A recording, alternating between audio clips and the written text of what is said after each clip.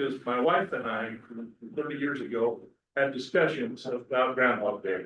And it was her opinion that once Groundhog Day showed up, winter was over and spring had started. So at our house, at least, we have started, spring is sprung. And obviously, we know we've not seen much winter in Wyoming. So yeah, I think my wife may be slightly disappointed. Before we get into this too much, some procedural details. I'd like for everyone to please silence all cell phones. Although this is a working group, we will adhere to Robert's rules. All communication will be through the chair. This meeting is being streamed virtually as well as live. There will be time for public comment both this morning and this afternoon. If you would like to comment today, if you would just put a check behind your name on the registration sheets, we'll try and get to you during public comment. Before we introduce our working group, I would like to introduce Sarah Lorenzo of the governor's office, and she'd like to make a couple of other comments. Hi, everyone. I'm over here. Basically, I just wanted to give you some housekeeping the bathroom. Or if you have these stores and these stores, they're right over there. Try not to wander around the building because this is school, so just stay in this confined area. We have coffee, water, and snacks over there. We'll break for an hour lunch. You have your technology. There is Wi-Fi that you can use. The guest Wi-Fi doesn't have a password, so feel free. And let me know if you need to make any adjustments to space or anything during the day. Just let me know. We're flexible in that, and are in good hands with Commissioner Slaughter, who's here during the work group. But I'm here to help support you. So this is the whole meeting of fish meeting, but you'll get to know this. Thanks so much.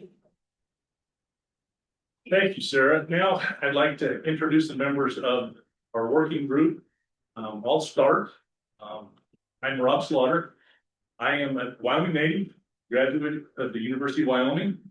I was the Sweetwater County Treasurer for almost 30 years, and I'm currently in my 4th year as a Sweetwater County Commissioner. I'm serving on this study group as a representative of Sweetwater County and was asked by Governor Gordon to chair this group. So get your steps with me and for the duration. So I guess we'll start. If we can start with Dave Langford, come around the table, have you do an introduction of yourself, just a little bit about yourself. Okay, my name is Dave Langford, Wyoming resident, raised in Jackson, school in Laramie, and went on the highway patrol. Spent 25 years with Wyoming Highway Patrol stationed in Sublette County. Had local businesses after that, and then went and ran for sheriff of Sublette County for 4 years. Had the opportunity to represent motorized recreation. Had snow machine rental businesses while I've been here in the county. A lot of side-by-side, and 30 years with the tip-top search and rescue, where we've been working with motorized vehicles out in the county. So thank you very much for letting me on the board. Ken Conley, Lincoln County Commission Chair. This is my 20th year as a county commissioner. Some say too many. I basically started my career in Wyoming, basically in the mining industry. So I spent 20 years in the mining industry, but I'm also the captain of the Lincoln County Search and Rescue for 20 years. I have an extensive background in the mining and soda ash production. And so I have a deep background that goes into different things, plus the hunting industry. I have children that work directly into it. And I'm very proud of this county, what we've been able to accomplish in the different things that they're on. Proud to live it. We need to be driving around and these different groups is how you get it to the public. Thank you. Jasmine Allison, I'm the Director of Government Regulatory Affairs for the West. We're located on my government time. And I've been in Sublette County, living in Bolton for over 15 years. And we made our home. My husband and I have 2 sons, so about twice here. I worked for Natural Gas for just under 20 years, about 15. Right now. And I've worked in environmental and regulatory that duration. So I'm really happy to help with this. We have first-hand experience with the migration of potential on the incline. All of our development is there between federal and state kind of operation. So we see more of them.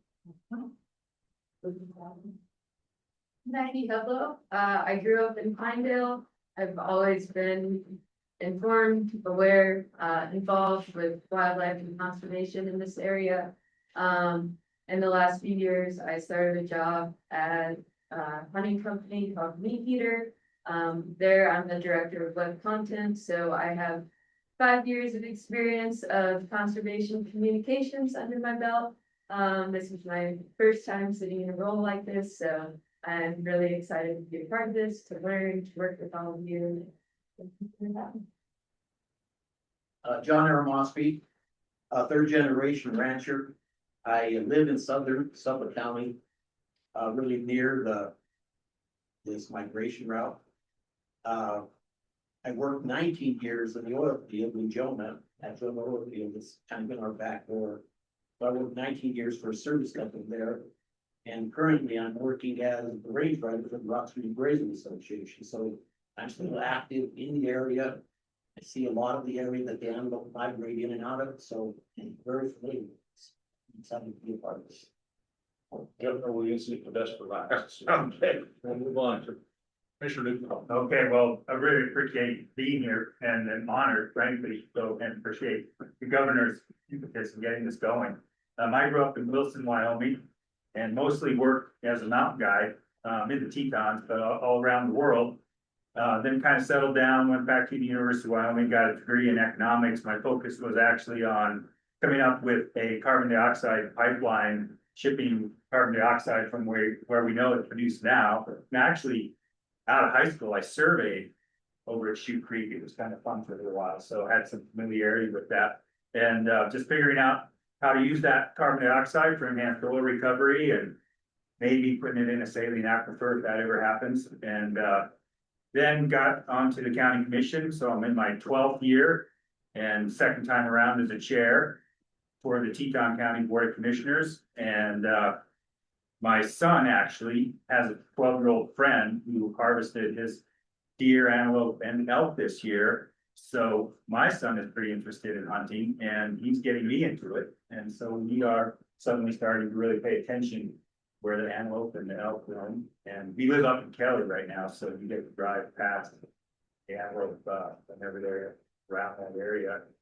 See plenty of them that make that migration even after the tough winter. Michael Henn, Wyoming native, spent the last 11 years up here in Sublette County. Working, managing the conservation district is my full-time job. Been in ag my entire life. I had to get a job to justify the staying in ag. Got a couple degrees from the University of Wyoming, go Pokes.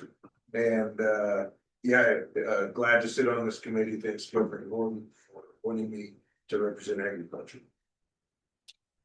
Craig Rude, born and raised in Southwest Wyoming, lived there my whole life except for a short stint in Arizona right out of college, but decided we need to get back to Wyoming and been in Trona for 34 years. And right now I'm serving as government affairs for WeSoda, which is the largest Trona.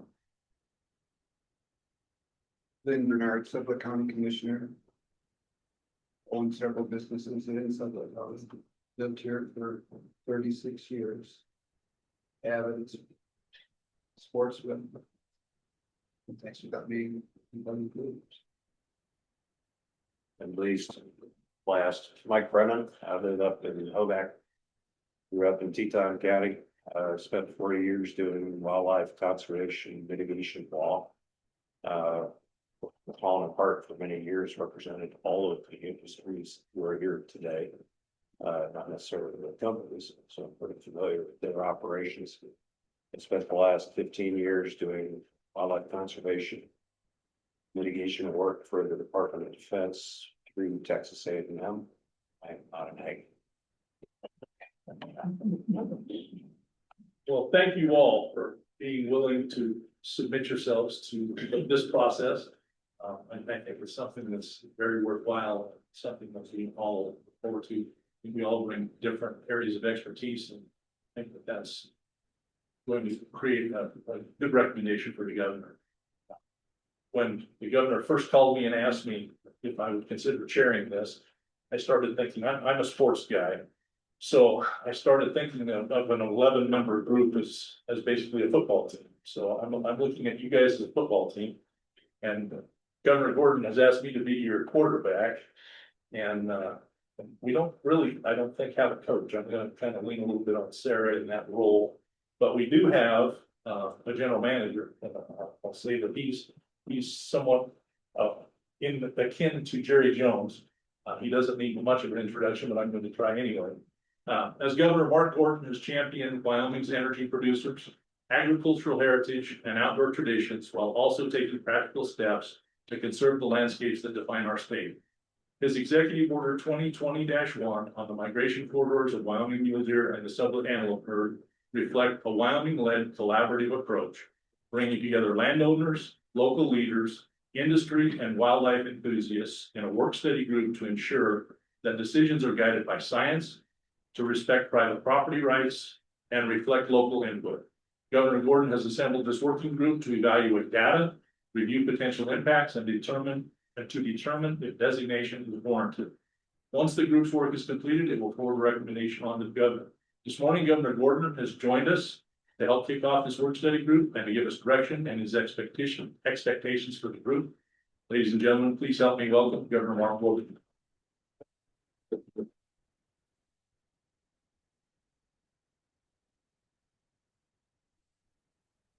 Gosh, for that, Rob said, really nice things. But I want to echo first off, just thank you for being willing to step forward and take the time. A little bit of history on why we're here. It has been, you know this, I mean, every one of you have been involved in this. There's been a lot of conversation about the longest antelope migration route in the country, and perhaps one of the largest in the world. And I think there has been a lot of talk about, need to designate this and designate that.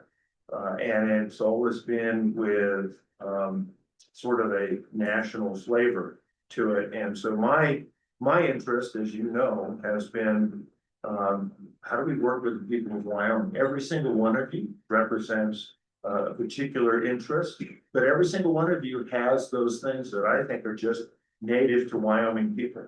We love our outdoors, we love our wildlife, we love the opportunities we have to recreate. We also love the fact that we can find work and we can actually make our communities the great places that they are. So each of you comes with a certain amount of experience there. My interest has been to make sure that we locally lead this discussion, that it is informed by science, and that we come up with something that is durable. And I'll say durable in two senses of the word. One is something that local stakeholders agree to, believe in, and understand. And that's every working interest in that process.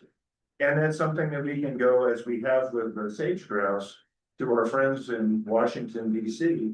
and say, look, we've already handled this issue locally. It's with people who actually understand what's happening on the ground. It's with people who share the same passions that everybody that comes to this particular discussion has. But we've done it with an effort to make sure that we have resolved some of those issues that could be problematic elsewhere. It's been important. I remember back in the first Trump administration, having the opportunity to sit down with then Secretary Bernhardt, who was saying, why doesn't Wyoming tell us how we should do this? Because I don't think we really want to do it from DC. That narrative changed a little bit, but we were able to hold it off with the Biden administration to essentially say, give us the opportunity to be able to work this to a durable solution. And now I'm happy to announce that just the other day, we were talking with Secretary Rollins and Secretary Bergen about, we would really like your engagement in this process, just to understand how do we make it more durable and workable. So we do have federal partners that are willing to work with us from the very highest level and respect the local efforts as they started.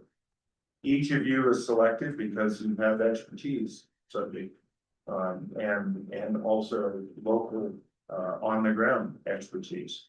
And I think that all of you have demonstrated a real willingness to work with each other. I could make a few jokes, Ken, but I won't. And, but Rob, thank you for stepping up, to engage in this process. I know you from the time as treasurer, and I know you never take on anything you're not gonna be totally prepared for. So let's talk just a little bit about things that you have. You know, I've asked you to focus on those original 8 segments. I know there were other segments that were there. But I think rather than get distracted, let's focus on the ones that we have, you know, really good science on, and begin to understand how those definitions and designations can affect the people on the ground. These are the most crucial areas. They are intact movements, and you know, it is. I think it's critical that we be able to begin that conversation. We need to understand what the threat levels are. And thank you, Jasmine, and especially for being here, because I know the oil and gas industry, I worked in it. And it's amazing what technology has brought to that effort over the last several years. And I can remember a Sublette resident who, at the beginning of Jonah, was here with Noble. And he just said, Mark, you know, I wish we had taken the time to really think about that development, because we could have done it better. And I think we all can say that at times we look back and say, gosh, I wish we had done this better. This is one of those opportunities to really think about that. I can't express enough what my respect for your knowledge and your ability to work together is. I really am looking forward to the recommendations you're able to develop. I think the world is your apple. You can take those recommendations as you like. They're not constrained. They are really yours to make. Lastly, just want to talk about how proud I am that Wyoming has demonstrated, and they've actually, if you take a moment and just kind of listen, you'll hear other states going, I wish we could do it the way Wyoming. So sage grouse, obviously we led that effort many years ago. And now you have places like New Mexico and Idaho and Nevada and others that are saying, how can we do the Wyoming plan? That made sense and that worked.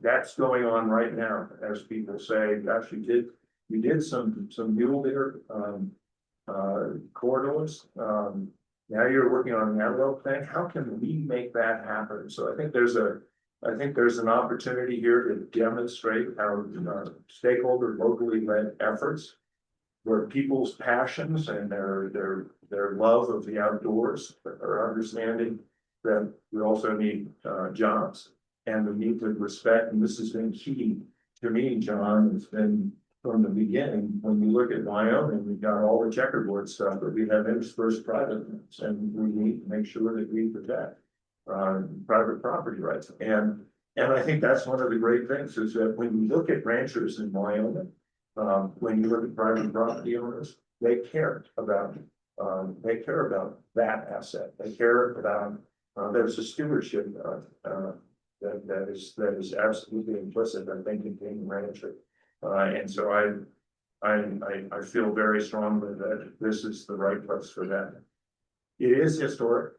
I think people are gonna look at what you've done.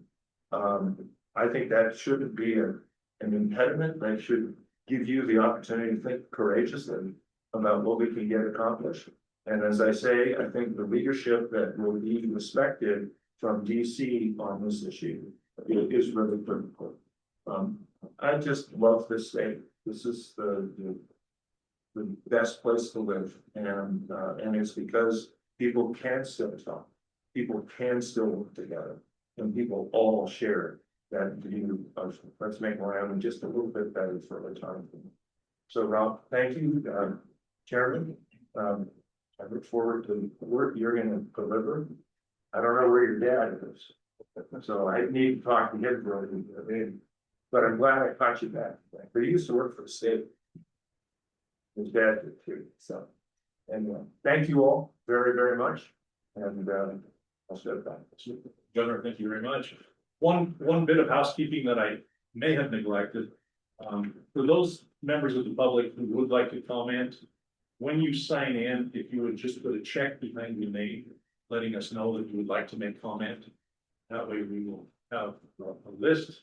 We can do that in an efficient manner.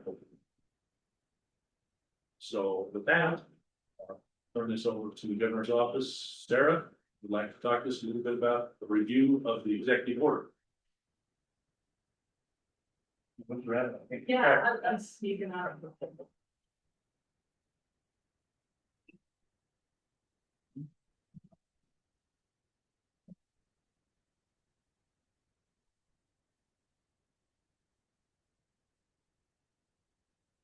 Gonna switch out the projector really quick, but I did want to give the opportunity to the working group, if you had any questions for the governor about his charge or this would be a nice opportunity for you to ask him. No questions, okay, perfect. We'll get ready.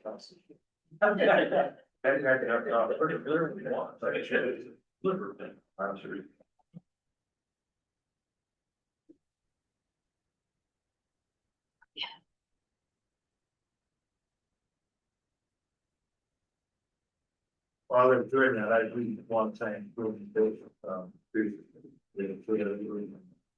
I remember it wasn't too long ago when I couldn't even see a fence post driving into Pinedale, and there was a lot of concern about antelope. And if I remember, there was a highway patrolman that came up close and personal as the antelope bird ran into his car because there was no other place for them to go. So weather can be different, changeable.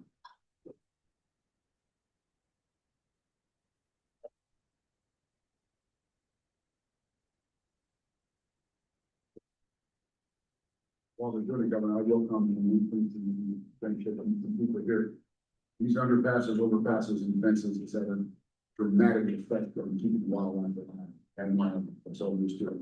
And that's, he is one of those people that have hit, who are on the highway, and the emotional effect. I'm gonna be very glad to see the 180 function finish. Yeah, I'm very much being in the fish for that, and what it's gonna take to do it.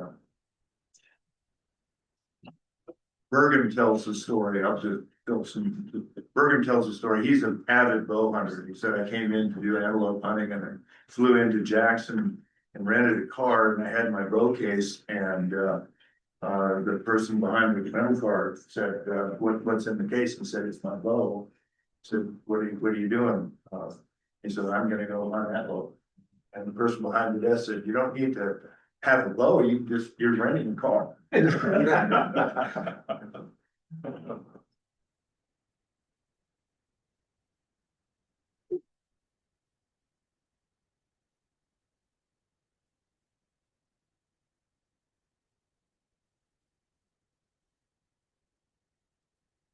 tell me that awkward silence is not necessarily a bad thing, so.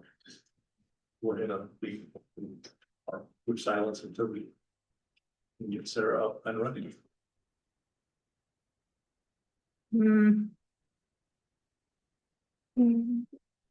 Dirt, you met some snow machiners clear from Colorado. We are one of those places, the rest of that shows it. Yeah. The whole group in the hotel, I was in Greeley, Colorado. It's really, yeah. You snow down. Got it. I sat next to a guy from Michigan who came out on the plane last night. He was on his way here. He was sort of second guessing his choice. The Michigan's got pounded. So told him he'd probably be okay up on Tuggety. No, but this, I didn't, so they just did this, it's stuck.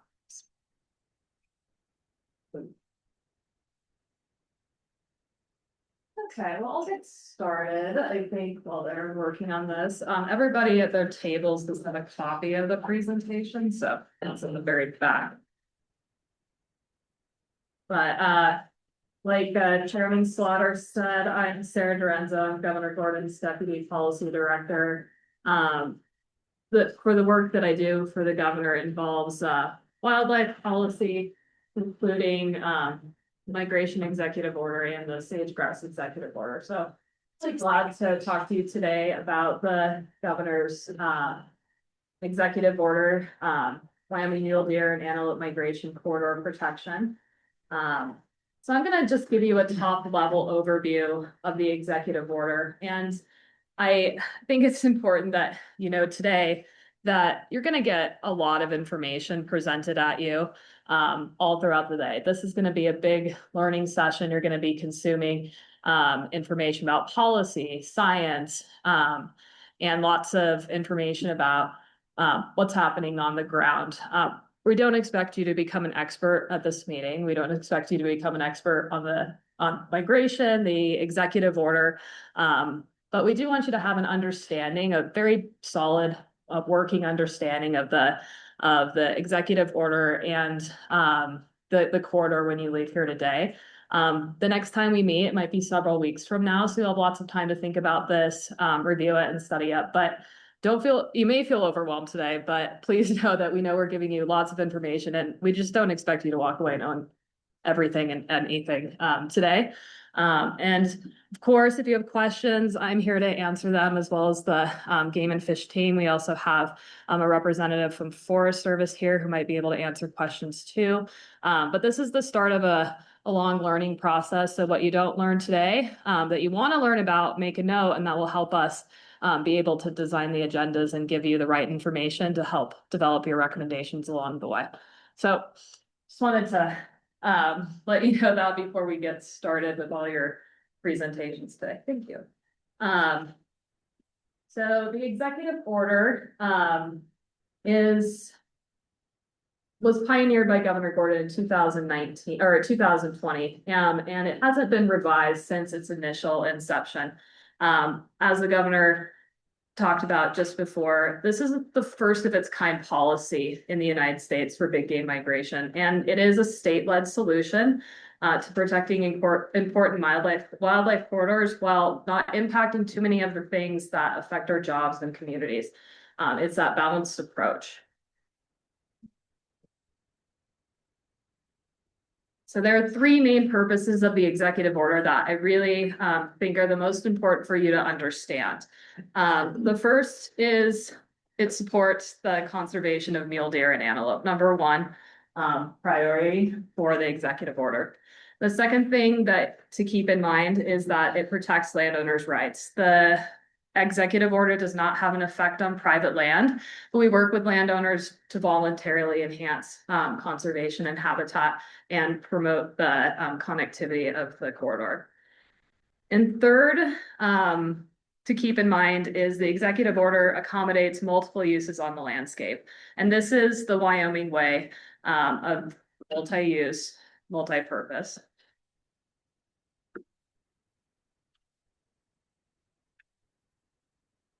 I want to give you a little bit of history too on how we got to where we are today. So the governor developed the executive order with input from a statewide working group. And that working group was very similar to the makeup of our local working group. It represented private landowners, industry, conservation, counties.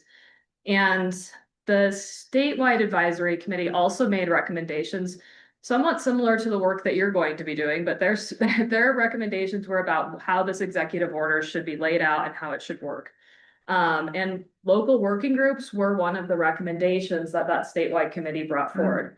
I have detailed up here a bunch of the recommendations that the statewide working group made, but they included pieces for the executive order that were important about process, where stakeholder engagement should come in, what assessments are necessary for decision making, and what the important focus is, and the important focus on conservation priorities. And if you're curious more about the history of this process with the statewide working group, all this is archived on the governor's migration website. So you can really see where the working group, when they formed the executive order and the recommendations to the governor on it, what was their mindset and how does that that impact us today, and it's just very similar there. So the use of the executive order, this is the first time that it's been applied start to finish throughout the entire process. When the executive order was put into place, it designated 3 mule deer migration corridors, and that was the Sublette mule deer, the Bags mule deer, and the Platte Valley mule deer. The working groups that were established at that time looked at the working groups right at the onset to see if there needed to be any adjustments made and make recommendations. So this is the first local working group that's been convened on Pronghorn and from start to finish with the executive order. So I said there are 3 mule deer corridors designated, and there's 1 mule deer corridor identified. And then this is the first time that the executive order has been applied to Pronghorn Antelope. And so we have an identified antelope corridor, which is the one we're looking at today. Here is a map, just to give you a sense of all the corridors and what they look like and where they are in the state.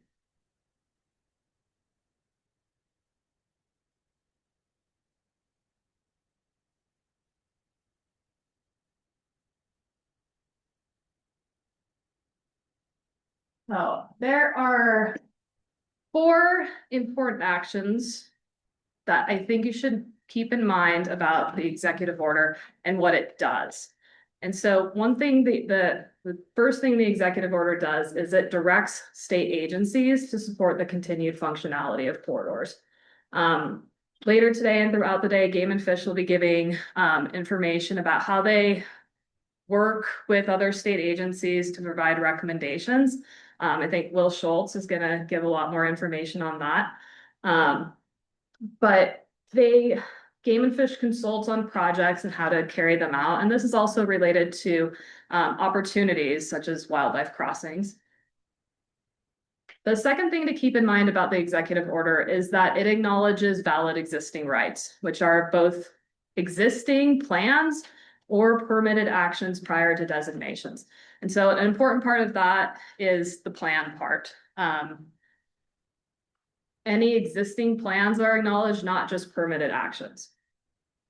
The executive order also recognizes the value of well-managed, functional private lands. And so private landowners and agricultural lands have a very big role in the sustainability of the migration corridor because they provide what we call ecological services for wildlife. Those are things like habitat, water, etc.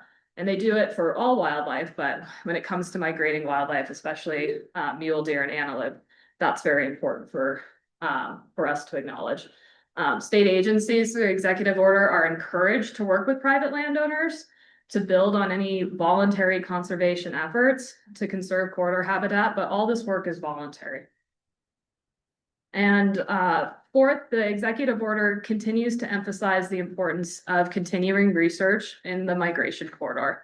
The EO does suggest some topics that are important to cover and continue to study, such as stopover areas in use, ways to decrease wildlife vehicle mortality, the impact of recreation in corridors and seasonal habitat, and mitigation as a tool to maintain functionality of the corridor.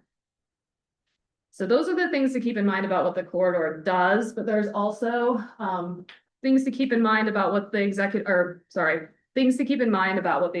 order does, and then also what it can't do or it doesn't do.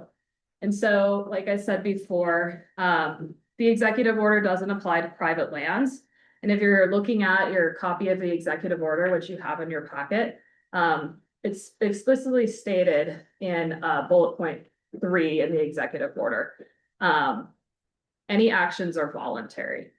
It also doesn't take away any private or valid existing rights, and that's detailed more in depth in Appendix E.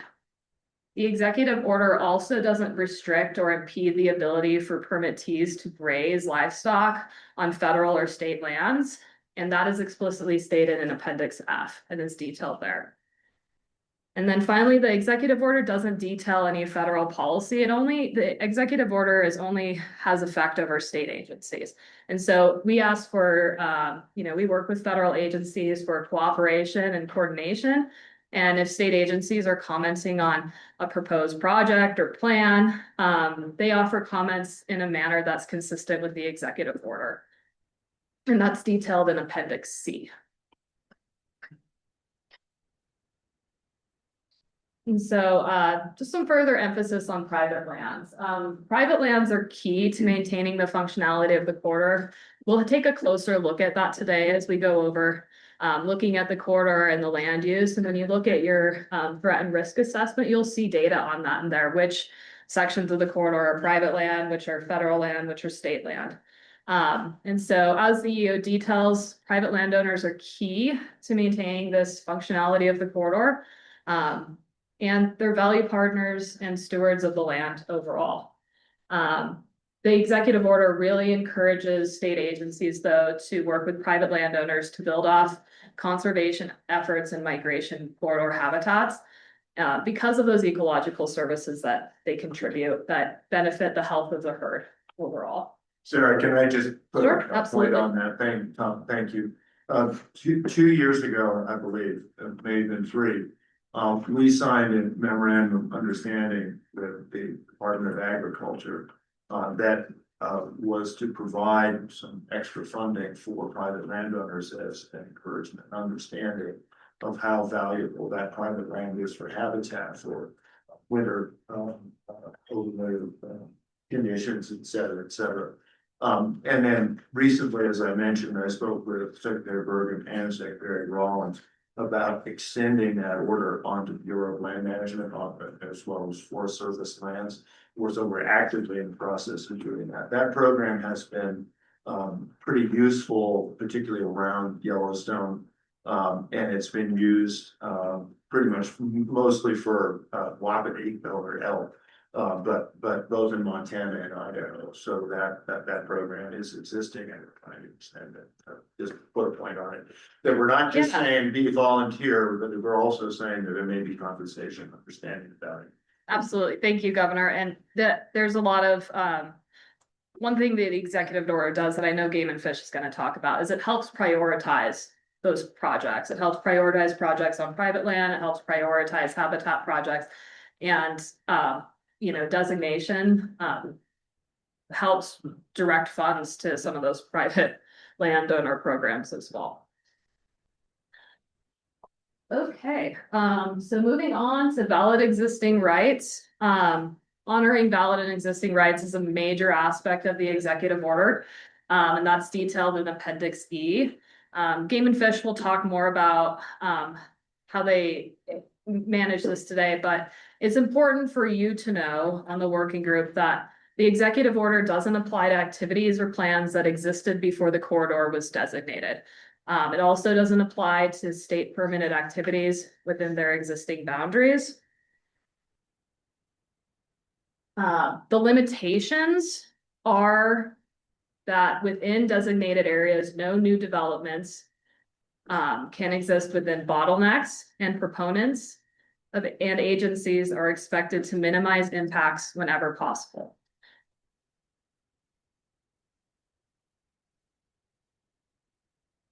And then to conclude, a last few notes about implementation for you to keep in mind that state agencies, once it's designated and we work through this entire process, if the governor determines to designate a corridor, state agencies are then directed to support the continued functionality of the corridor and the connectivity of migration routes. And they are required to consult with Game and Fish on state permitted projects and uses within the corridor.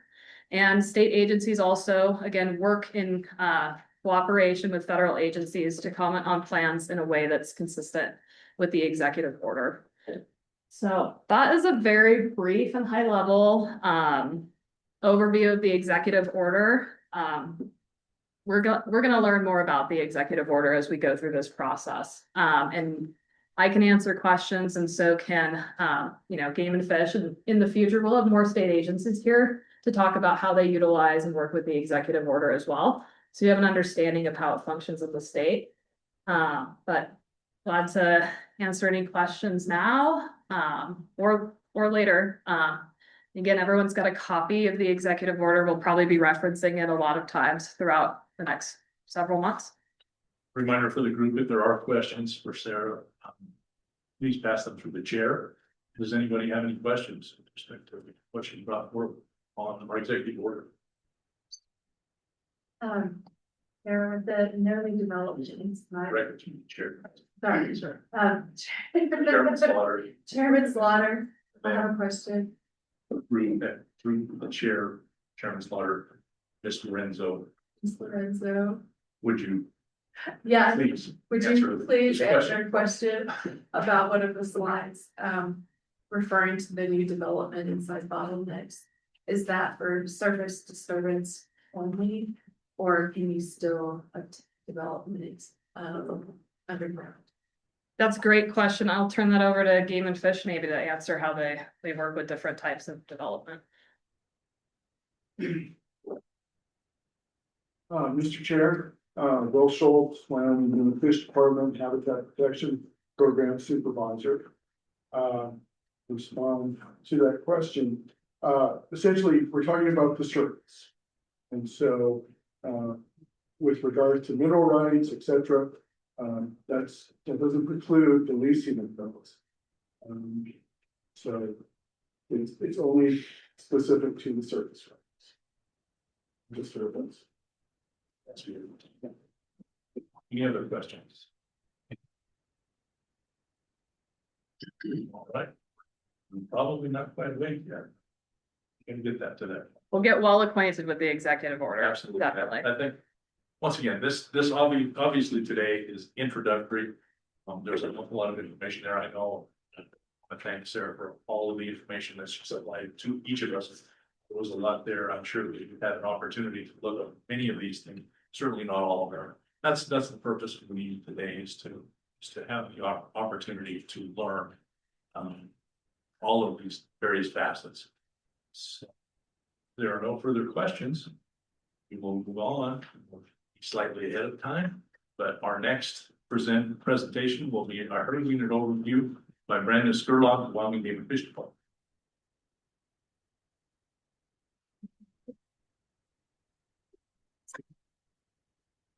Thank you. Good morning, Mr. Chairman, members of the working group, Governor Gordon. I'm well versed in Robert's rules, working for the Game and Fish for a long time now, so I'll try my best. My name is Brandon Skurlock. I'm the Wildlife Management Coordinator for Game and Fish. Been in Pinedale for about 25 years now. The first half of my career, I worked on wildlife diseases in Jackson and Pinedale. In the last decade or so, I've been doing more traditional stuff with wildlife management, setting seasonal ranges. And over the last 10 years, I've been the Wildlife Management Coordinator. I've spent a lot of time on Sublette pronghorn in that last 10 years. So I'm going to give a brief overview of the herd. And yeah, it should be brief, and we'll have plenty of time for questions afterwards. So we'll go ahead and get started. And I have to say, what did I point out?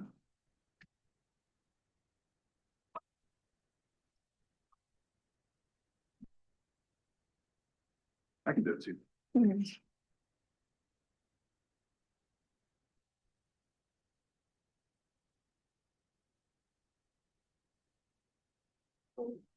So starting off, I'm a biologist, right? Pronghorn are not antelope. So true antelope live on the African continent. Pronghorn are the last surviving members of ungulates that developed in North America of the family Antelope. So they're the last survivors. Their closest living relatives genetically are the giraffe and okapi over in Africa. So they're not related to mule deer, elk. You know, we might think that they kind of co-evolved, but they're very different. This is the distribution of pronghorn in western US. Wyoming sits right in the middle.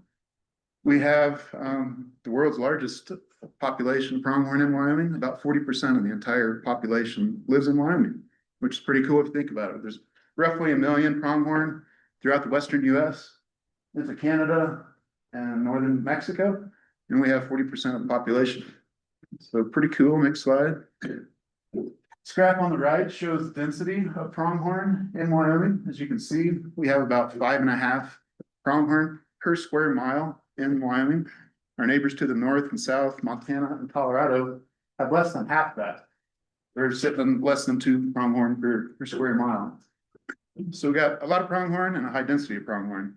However, you can see the graph over here on the left, that's not always been the case.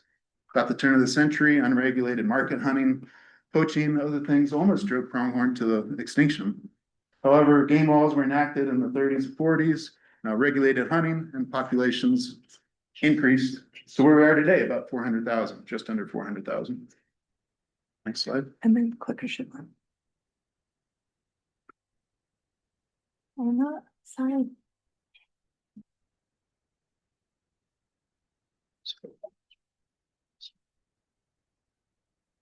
OIT.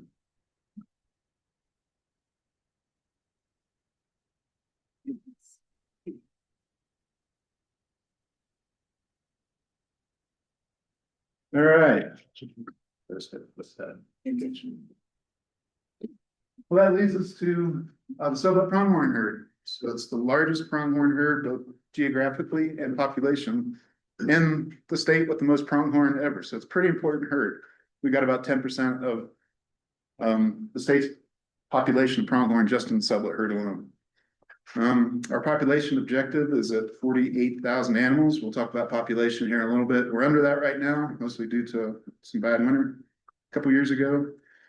And this herd is comprised of a variety of migration strategies. We've got long distance migrants up to 180 miles. Those animals moving from Grand Teton National Park down here to Rock Springs. That's the longest. We've got medium distance migrants. We've got short distance migrants, and we also have animals that have no distinct seasonal ranges. So the easiest way to talk about truly migratory pronghorn is that they have a distinct summer range, typically up in the north, and a distinct winter range. So that migration corridor links those two habitats to each other. We have nomadic animals in this herd that just kind of move around, no distinct seasonal ranges, and we have year-round residents that kind of stick in one spot all year. We are not talking about those animals. We're only talking about the truly migratory animals with migration corridor that have distinct summer and winter ranges.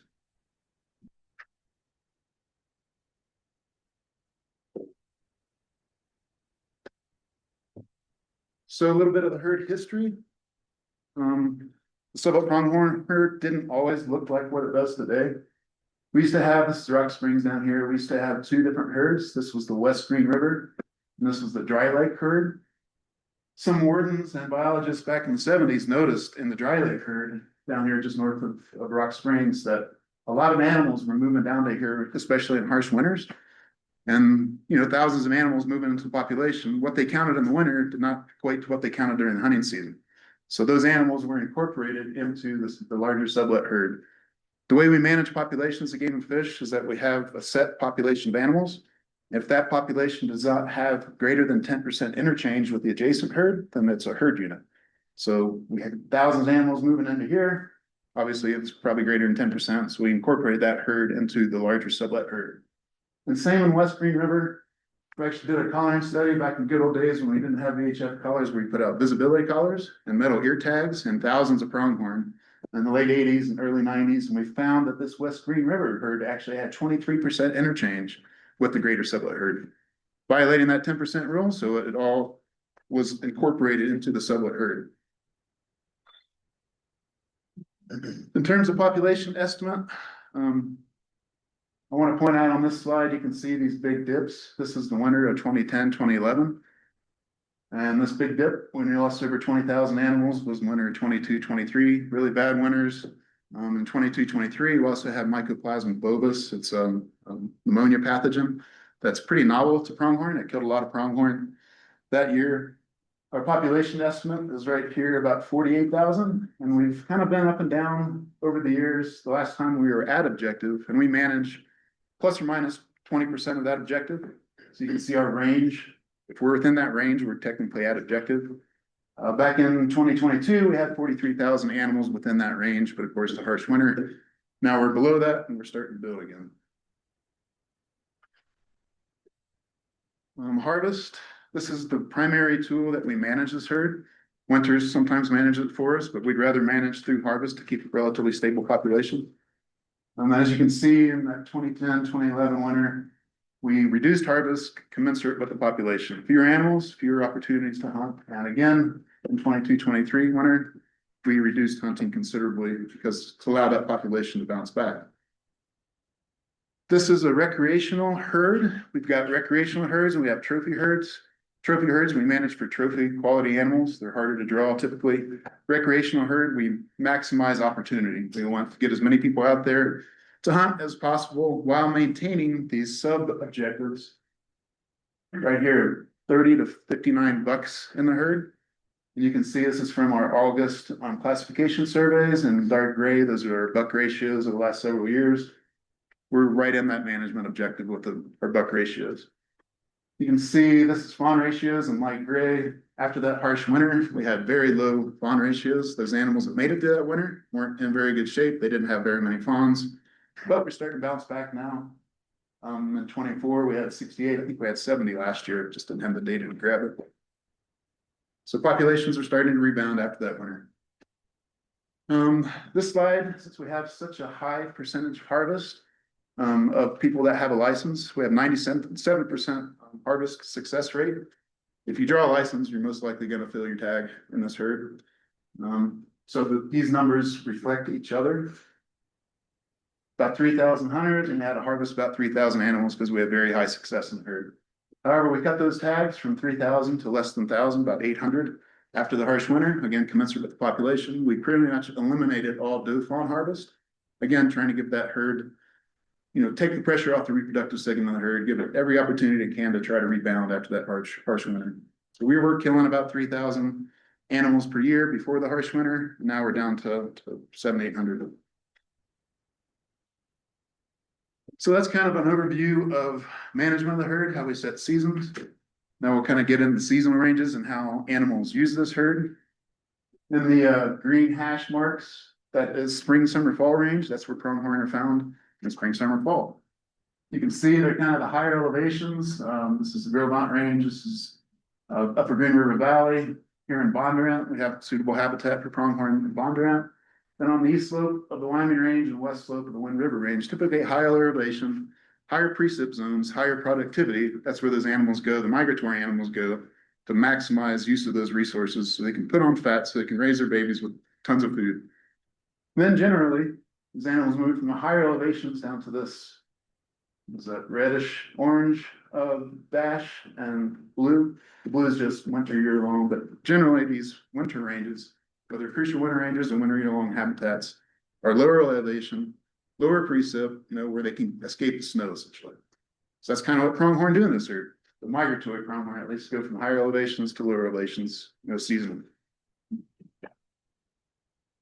And again, the migration corridors are just what connects the summer habitats with the winter habitats. It's pretty simple, really.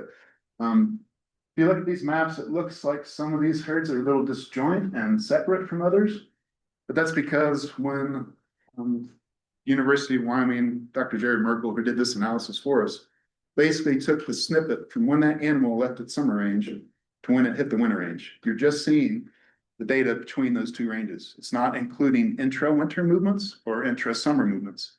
If we included everything, it would just look like a giant blob. But this is how they connect the winter ranges to summer range. This slide just depicts the complicated surface jurisdiction of lands within the Sublette herd. We've got 3 different BLM districts that overlap with the herd. We have several ranger districts on the Bridge of Teton National Forest that overlap the herd. We've got Seat-Skinny National Wildlife Refuge. Of course, we have lots of private lands, and we also have Office of State Lands investment lands. So a lot of different players when you're trying to manage aspects of this herd. So getting into the science of some of the data that we've used, we're very, it's a very good thing that we have so much data in this herd for a variety of reasons that I'll get into. This map over here depicts points from GPS collars that these pronghorn wore for over a 20-year period. It includes 613 individuals, just migratory individuals. Again, they have distinct summer winter range.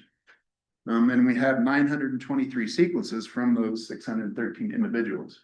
A sequence is when an animal makes a movement from winter range to summer range. And then in the fall, back again. So if the animal is wearing a collar for a whole year, a migratory animal, you'll get two sequences. It's just a movement from winter to summer to winter. So we have more sequences than individuals because some individuals wore collars for multiple years.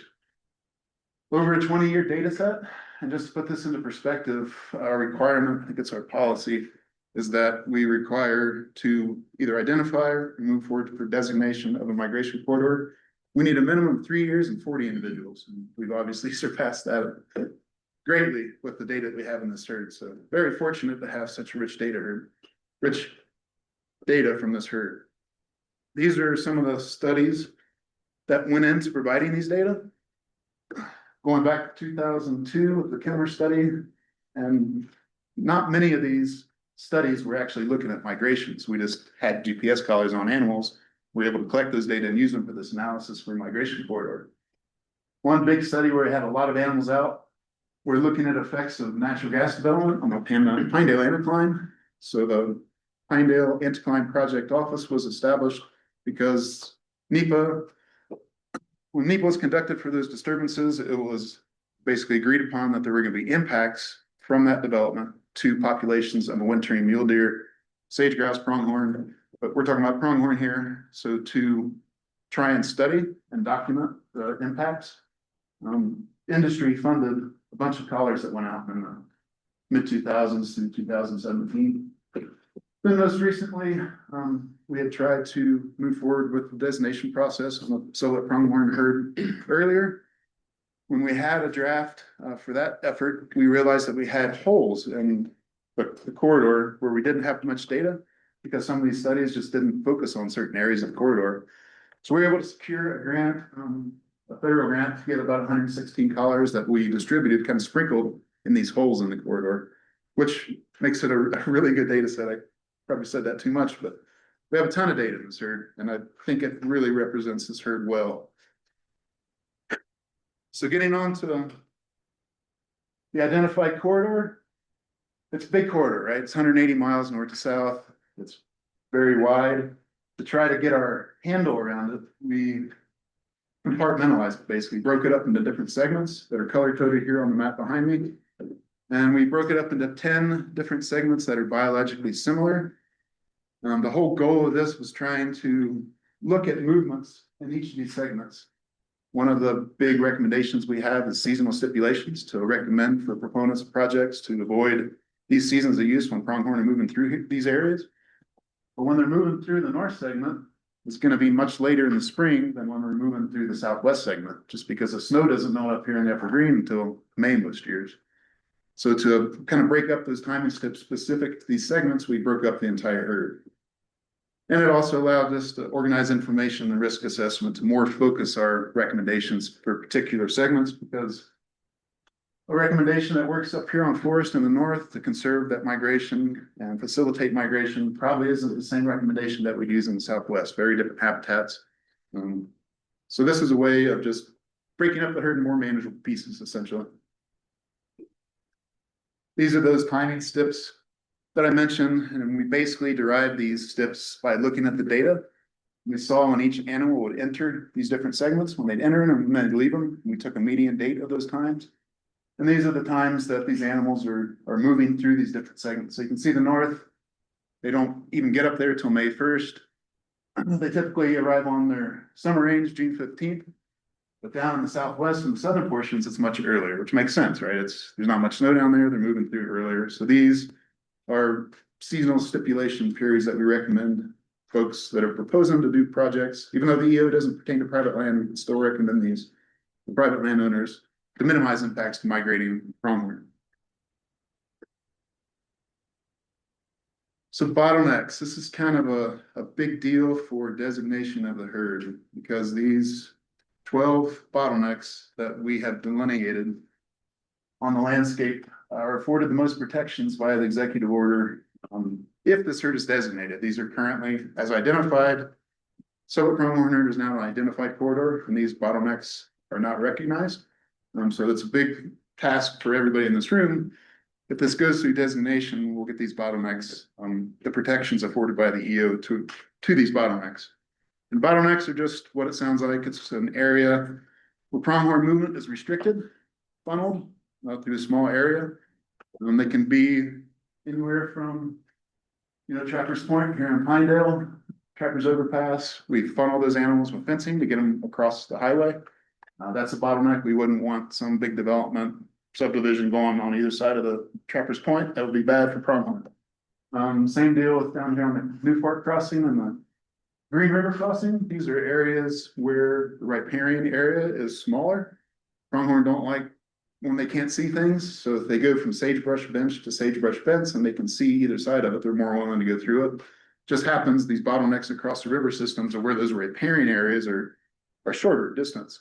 And that's where they cross. And we wouldn't want, a big fence to go up on either side of those bottlenecks either. So very, very important, crucial habitats for those pronghorn to get to their seasonal ranges moving through these bottleneck areas. This is the language in the Migration Corridor Executive Order. Again, it's the most restrictive of all land uses, is what's protected by this language. And it essentially says disturbance shouldn't occur in the bottleneck. So again, most restrictive of any land use, doesn't pertain to private land, but it's the most restrictive of any land use. So it's not like we've, again, at Game of Fish, been sitting on our hands the last couple decades waiting for these herds to get identified or designated. We have done lots of efforts to try to conserve these habitats, try to continue for animals to have free passage to get to their crucial ranges, whether it be winter, spring, summer, fall. These include activities such as conservation easements. I think Sarah mentioned we have to have a way of prioritizing limited conservation dollars. To get our best bang for our buck, we can look at a property that has migration corridor on it, and it's going to rank higher than the property that doesn't have migration on it. So it allows us to channel funds, those limited funds, to where we get the most bang for our buck. Similarly, with fence modification efforts, we don't want to modify fences more friendly for wildlife that are outside of migration corridors. We get the most bang for our buck by modifying fences in the corridors to allow animals free passage back and forth. Whether that be conversion from 5-6 wire wildlife unfriendly fences to wildlife friendly designs, whether they're installation of gates, other ways we can just facilitate passage of the pronghorn through those fences after they're modified. We've been working with the county and other partners in Sublette County to spray cheatgrass. Cheatgrass is a very good forage for pronghorn, or really anything but trucker. So yeah, we've been doing vegetation treatments, chemically spraying cheatgrass, trying to hold that stuff so it doesn't take over our habitat. Mention real quick, Pinedale Antelope Project Office, it's PAPO, and JIO is the Jonah Interagency Office. As I mentioned earlier, we had NEPA done for these 2 energy fields that recognized there was going to be impacts, negative impacts, adverse impacts to wintering wildlife, including pronghorn. So they established mitigation funds to try to offset those impacts, both on-site and off-site. So we used a lot of these funds to do fence conversions, fund some easements early on in JIO, other really good work to mitigate impacts to the oil and gas development. Again, funds from industry that were given to a mitigation pot. Wildlife crossings, we all know Trappers Point, been great. Living here in Sublette County, we also got the Dry Piney project done a couple years ago between Big Piney and LaBarge. One of those underpasses there was a high view ratio span bridge call it span bridge. Whatever they call it. It was designed for pronghorn passage, and we've actually documented pronghorn using that in the Dry Piney project, which has been great. And kind of a less sexy project was the Highway 28 fence coming out of Farson. A lot of deer and pronghorn are crossing that fence, and we don't get a ton of traffic to warrant putting an overpass or underpasses in it, but we simply put in some paired gates. A 16-foot gate on the north side of the highway and a 16-foot gate on the south side that we open seasonally. And we modified the right-of-way fence a little bit too, but it's been really good at facilitating passage of pronghorn across the highway there. Then last thing is the USDA Wyoming Big Game Partnership Program. This pays direct payment to landowners that have migration corridors on their properties. It's basically a per acre payment to do nothing to that property, don't develop it. So that's been a pretty good thing. That's slow to catch on, but it's picking up. So lots of good conservation efforts that have been conducted and are ongoing. And that's all I had, and I covered a lot, but I would stand for any questions. Thank you, Brandon. I think this doesn't speak to scientific study because you won't have data with respect to this, but curiosity. The effects of our current winter and the drought that we're seeing, what have you seen and what do you anticipate with respect to that on this field? Sure, good question, Mr. Chairman. Yes, we definitely had a big drought, but I think couple that with the low snow and the limited impediments to movement, at least of the collared pronghorn, that industry health fund that are on their air right now. But they're getting around the winter ranges just fine. So I think they're probably traveling a little bit more to get the same groceries that they normally would, but there's just no snow on winter ranges here in Western Wyoming. So crazy year. That was the next question as to what you were seeing currently. Yep. With that. Pronghorn are fairly plastic, fairly flexible in their winter ranges. Mule deer seems like they go to a winter range and they'll die if it gets bad. That's their winter range. They have a high fidelity. They go to the same area frequently. With pronghorn, they're a little more plastic, so they'll go to their winter ranges like the south end of the mesa. If they get a foot of snow there, they're gone. They're bailing, south. And we haven't seen that yet. We've seen a pretty northerly distribution of a lot of our pronghorn. There's some on winter ranges down south too. You want to add anything to that, Patrick? I guess the only thing I'd add, Mr. Chairman, is that I do think it's probably a bigger impact down in the southern portions, where the drought is a little bit bigger factor. It's drier country always. And so we see places down there where we're actually probably perfect for water, where there's no snow, but all the water sources are frozen up. But one thing we see down that country, Sweetwater County, there's a bigger impact from dry summers than there is from deep snow winters down there. Some of those herds down there actually do a little better after we get a tougher winter with big snow because we actually get moisture. And so in that southern portion of the herd unit, there's a possibility that the drought has a bigger impact because of it doesn't just being drier country to start with. Thank you. That's one of our major concerns of what might be, so having been out, given way off there recently. We're picking up dust on two tracks currently. So it's my concern has been for the forage plants, we're hearing that there's good snow in the mountains, but we're not seeing anything down in the low-lying areas where the animals are traditionally going to be summering. And I'm wondering how they're going to fare if we don't see some moisture. Certainly going to be a big factor in this comeback that they're trying to make from the winter of 2020. Another question for Mr. Spurlock. Gentlemen, if Brendan could possibly answer. You said there was local antelope herds and they, we were concerned with the migration for, how did you, or is there a way to delineate what is local and not? Because for your dry question, right now you can see them hanging out like in my areas in southern Lincoln County. But in the winter of 22, everything left. So when you're compiling this data, how do you delineate between a local herd you said didn't leave versus a herd that migrates? Was that taken into account? Can you take that into account? So, Mr. Chairman, Mr. Conley, yes, we have taken that into account. I think just with the span of years that we've had data, we've included some really bad years in those 23 years that we've collected data, and we've included some pretty mild years like this one. So we have the whole gamut running those 20 years of data on those animals. So yes, we have some animals that will go to the mesa, from the upper green in the winter on the mesa. And then we've had those same animals the next year in the mild winter. The same animals the next year will make movements way south. So we've captured that range of movements. Hopefully that answers your question, but just with the length of the data set. Mr. Chairman, and kind of astounding that because what I see is I see a pretty erratic movement. Before I go, okay, and I'm kind of idea where even in this area is from here. 22, the properties I manage privately for a job on the side that I need, basically there wasn't nothing left where I lived. It made it clear everything went to the red desert, period. That's all there was to it. And so how that affects the data that we're going to deal with is what I'm curious about. Certainly. Thank you, Commissioner. Sure. I'm Slaughter, Mr. Conley, you're right, but we have captured both extremes, I guess, in this data set. And you're right, if they stayed on the mesa in 22, 23, when did they die? They made it further south, up south of the sand dunes, and they lived. Just emphasize the importance of having that connectivity in those harsh winters, that they need to make it, further south and have a better chance of surviving. Other questions?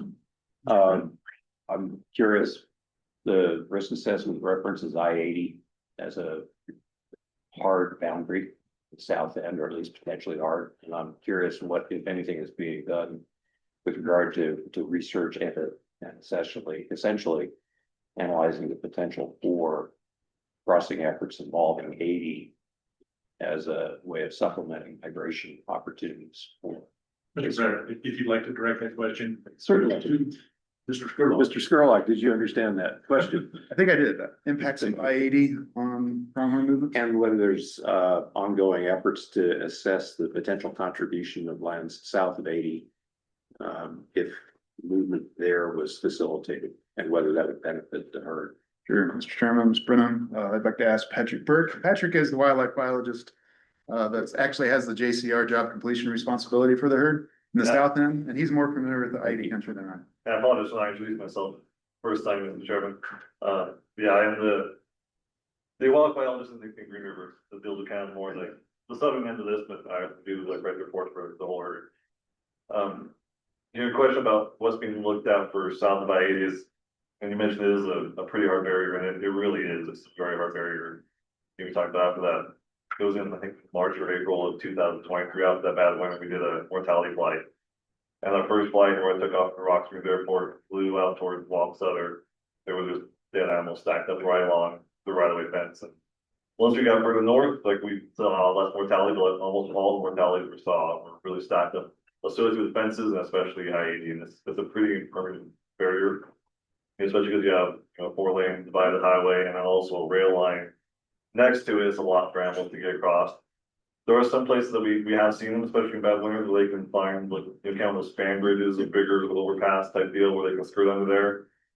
But in general, it's a pretty hard barrier for them. It's pretty rare that animals make it south. Your question, if anyone's looking at that now, Matt Kaufman with University of Wyoming they're starting a new project now. I just can't pull it up here, but they're trying to identify some of those places where we have larger spans, where maybe it goes over a river or like a kind of equipment, underpasses that are bigger spans that pronghorn use. And they're looking at the whole I-80 corridor for multiple species, but pronghorn are one of the ones they're looking at to see if they can identify some of those places that animals are getting through. And if we can identify those, if they're able to modify fences around it to make it easier to pass through those areas. Is there a timeline on that study? Yeah, they're looking to start it right now. Okay. I'm kind of seeing here if I think they're trying to get funding, but it's something that would just be starting to be a couple of years now. Thank you very much. Yes, sir. That is, I really like the question that you asked about I-80, because I think we'll have a lot more time to talk about those transportation opportunities too later on, but those are exactly the types of good questions that I hope we discuss in this working group about. Yeah, we see an opportunity that we want to make a recommendation on, like if I-80 is one of those things. This is just an example that we really need to accelerate the focus on improving the passage over I-80. That's a great recommendation to give from this work. I think if you look at the governor's charge also, one of the components, one of his bullet points was reviewing planned highway projects, including wildlife crossing opportunities. So certainly something that we will be addressing. It's clearly a major impediment, but if we were being encouraged to shoot for the moon, we might as well look at that sort of thing. Absolutely. Other question for Mr. Skurlock. All right. Thank you very much. I'll be here. Questions are asked. All right. Well, we are well ahead of our scheduled agenda. And as such, I would float the idea to our work study group, if Jill Randall, Game and Fish, would be willing, we could have her do our migration 101. And then have our break, which is scheduled at 10:30. If we could move that up. So I think it might be beneficial to our time schedule, or we maybe it'll take some time off the end of the day if we were to do that. So feelings from the study group, would you think that that's a good course? And if so, could I get a motion to amend our agenda and move the presentation from Migration 101 up to current time? I'll make a motion. I'll second that motion, Mr. Chairman. Motion and second, any discussion? Mr. Chair, Yes. we take 5 for a little boys break. Can you take 5 right now? Yes. I would think we can take a 5-minute break. Let's continue on. Any further discussion? We do have a motion and a second on the table. All right, all those in favor, please signify by saying aye. Aye. Those opposed? All right, we will do that. I think with respect to Mr. Hand's request, I think we can also take a quick 5-minute break. We'll still be back to our schedule. So for those of us who had coffee this morning, probably good plans to do so. Hopefully more context and background information. I think a lot of this is going to be things that you know, but I wanted to make sure everybody is on the same page and everybody has the same level of understanding of things. So I'm hoping at the end of this, you'll have a little better context on the history of migration science, some of the older policies that we have in place, and also kind of where we are now with the science of migration corridors. And I am the big game migration coordinator for Wyoming Game and Fish Department based here in Pinedale. I will be here throughout the whole process, so I would like to offer myself as a resource for any questions, even if they aren't part of the formal process. I'm here and available. So I'm going to go way back to give some of the historical context. In the 1930s, biologists started to do aerial surveys and realized we have critters that are moving around in this landscape, and it's way too big a country for us to be able to see on the ground where these animals are moving and when they're moving. So they started to do some flights and figured they could see more of the country from the air and get a better understanding. In the 40s, they started to do some data collection, if you would, by counting tracks. So very simple, very, rudimentary kind of data collection. But in the 1940s, it was their priority to maintain hunting opportunities. As Brandon talked to you earlier, unregulated hunting was very detrimental for our big game populations for quite some time. And this was really one of their efforts to try to maintain that opportunity for hunting by collecting some information. And in the 1950s, Grand Teton National Park, they really had some of the initial efforts looking at long distance migrations. So it's potentially ironic that area does overlap with our area for the Sublette pronghorn herd, but I guess it goes to show that for a long time, people have been trying to understand migrations and collecting data. In this map here, kind of cool, you can see all these little lines. Those are the migration routes. They were putting lines on the map and showing it. All these circles, they actually show the number of animals that they observed at those locations. Those again are some flights, places where they could actually put some lines on a map. So kind of interesting. This is a map from 1951. So we've got some of the very early efforts. I think it's kind of exciting to see what happened long before our day. In the 1970s, they were working on improving some of those maps.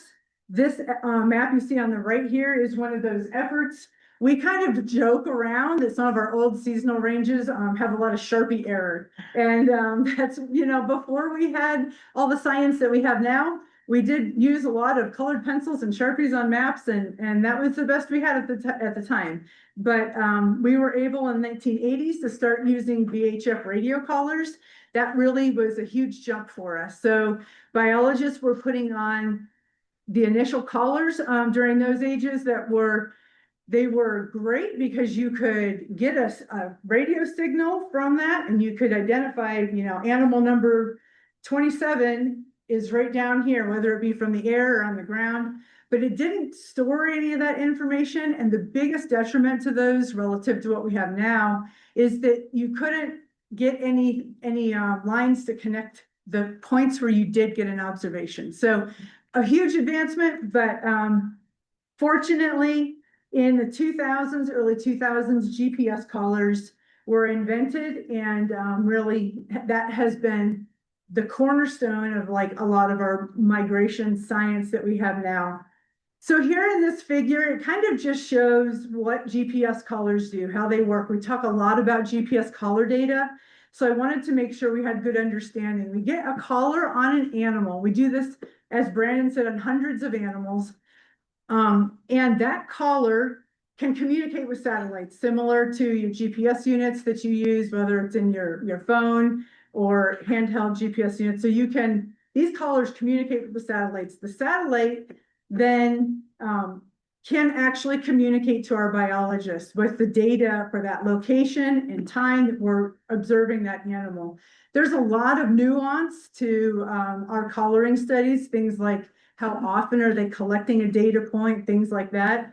And we do get a portion of that data downloaded in real time from the collars to the managers, but the majority of that data is actually stored on board on that collar. So that means we need to go out again and either recapture that animal to get the collar and download the data, or sometimes the collars will come off they intentionally blow off the animals and we go out and we pick up the collars on the ground so that we can gather the rest of that data. This is, like I said, this is basically the cornerstone of what we do for data collection now for our studies.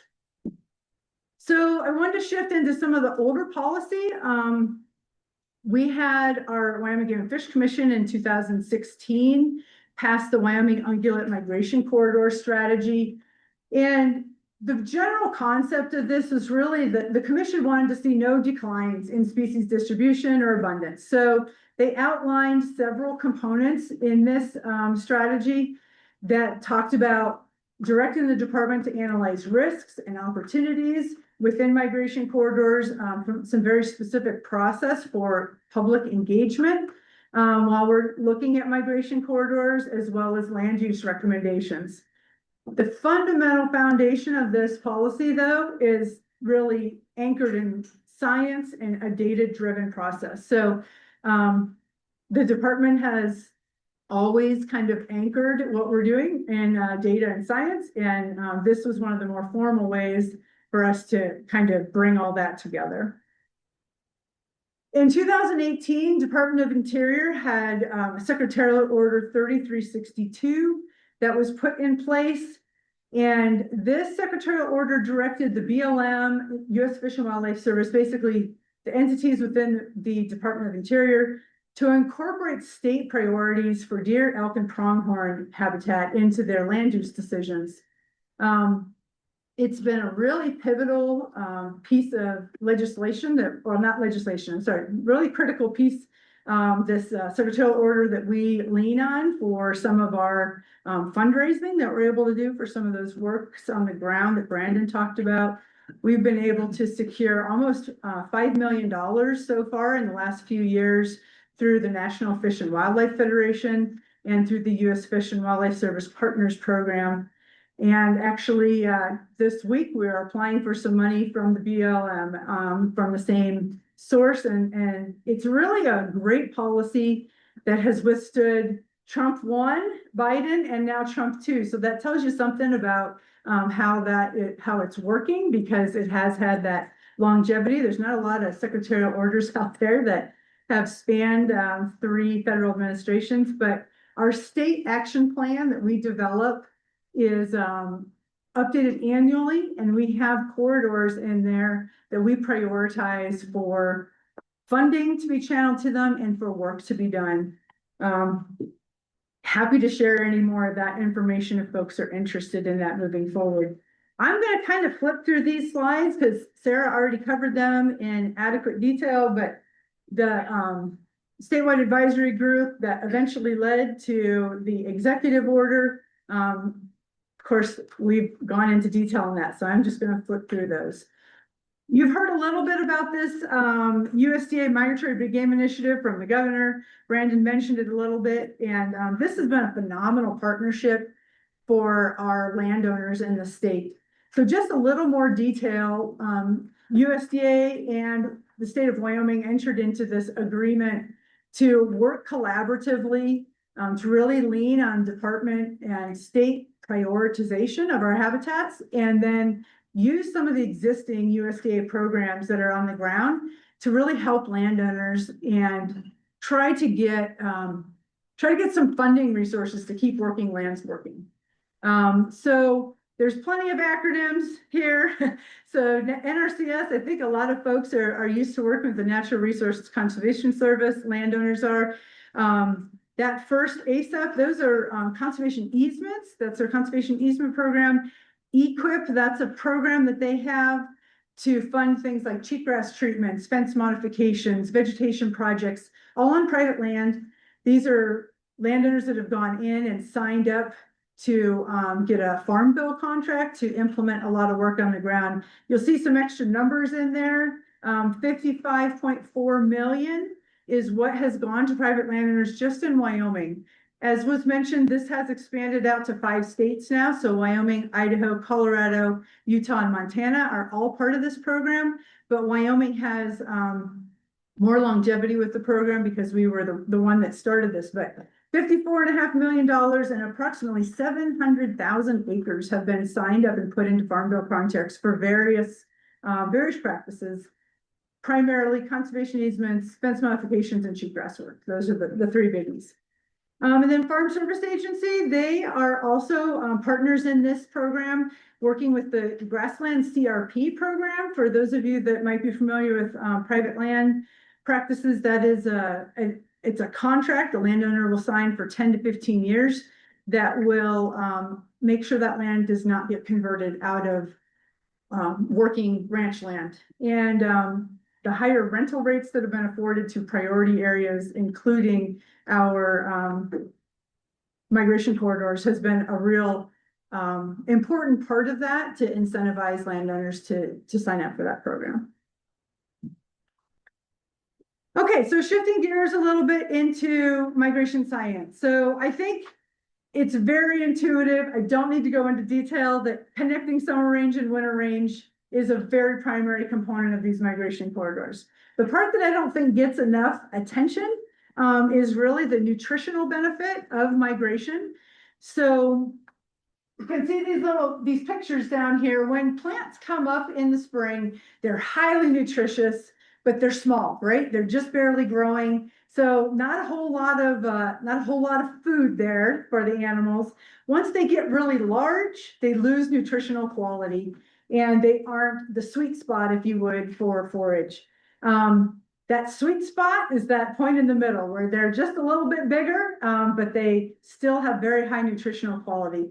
If you have an animal that's living in one area, as spring comes and goes, they'll be able to take advantage of that sweet spot when they're there. But if you're migrating, you get to take advantage of that sweet spot for a month or two because you move right along the landscape with that sweet spot.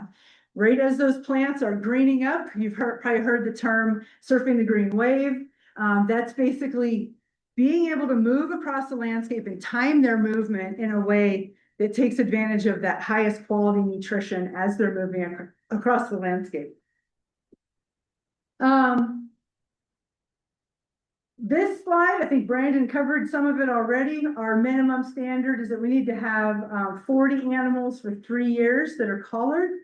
The part that I really want to focus on, and I know I don't want to get super geeky on doing a graph here, but I want to walk us through this because I think it helps explain an important point about our data.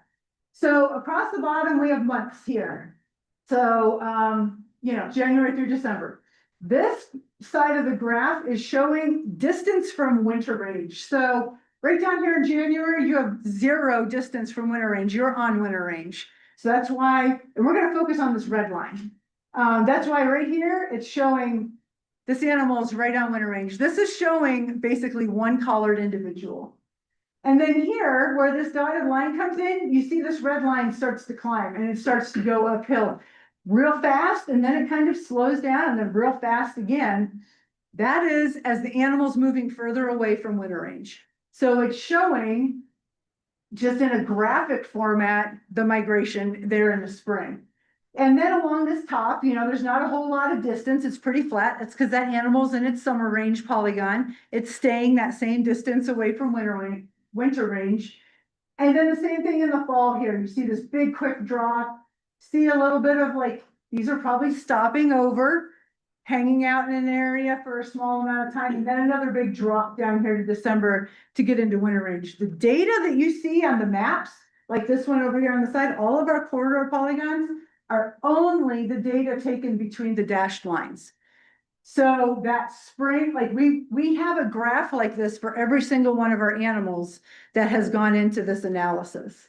And so the graph will show you, this is where we start the data, right here, and then we cut off the data when it reaches its summer range up there. So point being, the take-home message is that we are only using the data from those migration periods, not the summer and winter. And then to the point of resident animals, this gray line here, this shows a resident animal. It doesn't have a big movement where it goes really far away from the winter range. It just kind of hovers at a very similar level on the bottom. That is an animal that gets thrown out of the analysis for the migration corridor. Those animals are not included in there. Again, some of this you've already heard. We have resident, migratory. The other term I want to throw out, I don't think I've heard yet today, is nomadic. So pronghorn, some of them exhibit what we call nomadic behavior. And that's those animals that kind of move around the landscape following whatever the resources are for that season that they need. So in the winter, they're following around places with less snow. In the summer, they're following around wetter patches, greener patches, things like that. So those animals do not have a distinct summer range and winter range. They're animals that kind of wander, if you would. And those animals are also eliminated from our analysis.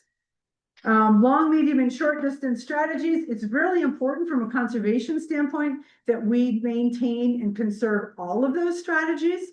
That helps us with a changing landscape to be able to ensure the persistence of that herd moving forward. So it's not just the long distance that matter.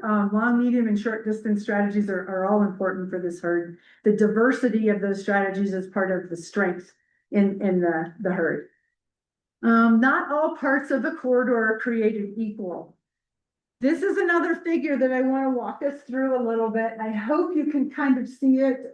If not, I believe you have a printed copy of it that you can look at in your packet of information. This is kind of how we work through getting the polygons on the map. So we have the raw data points. These are points on a map for one individual. After we get those points, we use a line to connect those points together.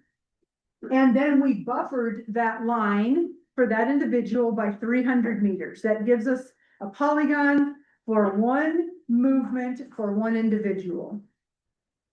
So that buffered line right there is what you get to start with. And say you have that one individual has a collar on it for 2 years, and we get a spring and a fall movement. So that's 4 different migrations.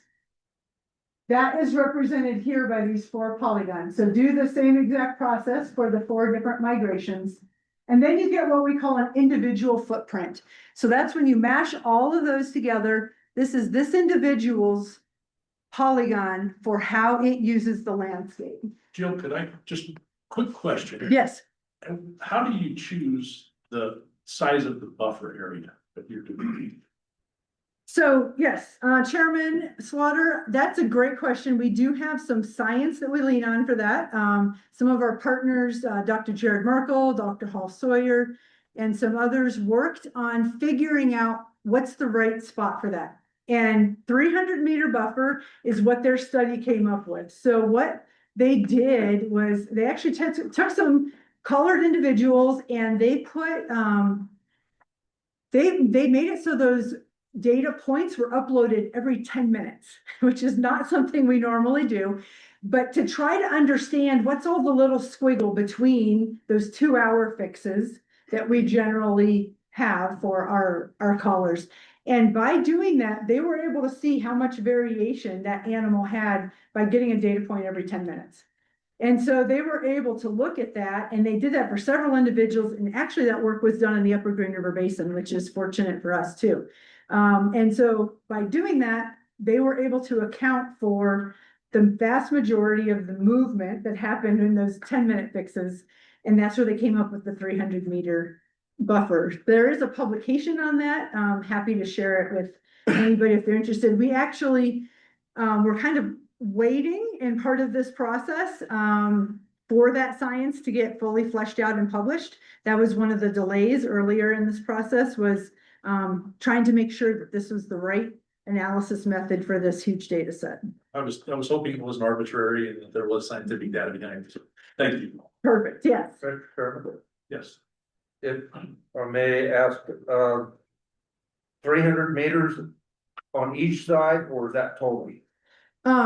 Chairman and Mr. Dave Langford, it is 300 meters on each side. So from that line in the middle, 300, 300. So we got a 600-meter buffer. Yes, 600 meters the width. Yep. And that's your question for you. Thank you. Okay, thanks, Drew. Absolutely. So now that we have this individual footprint up here, we have a lot of different individuals. So for example, here's 5 different individuals, and their polygons look different, right? They move across the landscape differently. And then we're able to create a heat map, if you would. The easiest way to explain it is looking at those areas that are used, what we call high, medium, and low use levels. So the high individuals, the high portions of the corridor are used by 20% of the individuals in that area. So it's kind of a complicated thing to wrap your head around. If you had, for example, 100 animals, just for simpler math, if you had 100 animals that used this vicinity, you would need to have 20 of them overlapping their polygons in order for that to come out as high use. Medium use is the same concept with 10%. So in order to be a medium use, 10 of those 100 animals would need to be using that same piece of ground. Low use, we do have just a slightly different criteria, and it has to be at least 2 individuals to qualify as a low use polygon. So the low use doesn't mean less animals are using the vicinity. It means they're not using one path. They're more distributed across the landscape with how they're using that vicinity, versus the high use areas are a lot of individuals are using the same piece of ground. Mr. Brennan. Mr. Chairman, I assume this is at least 20 animals, but 20 up to, I mean, that's the bottom threshold for high use.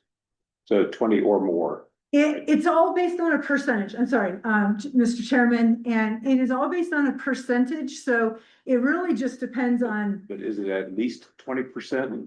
Yes, Right. 20% is the minimum. 20% or greater. Or greater. Yes, absolutely, for high use. So yeah, high, medium, and low use. I think an easy way to explain it, high use are like the interstates, medium use are like the state highways, and low use are the county roads. I can't get home without getting on a county road, thankfully. But I guess we need them all, but it's important to understand if you're gonna focus priority for conservation work, if you do it in high use areas, you're gonna get your biggest bang for buck in those high use areas. And then, all the way down to low use. Stopovers, we do use a different analysis method called the Brownian Bridge Movement Model. And that is using the top 5% of time that they spend while they're migrating is considered stopovers. So that's the top of the top as far as the time that they spend while they're migrating.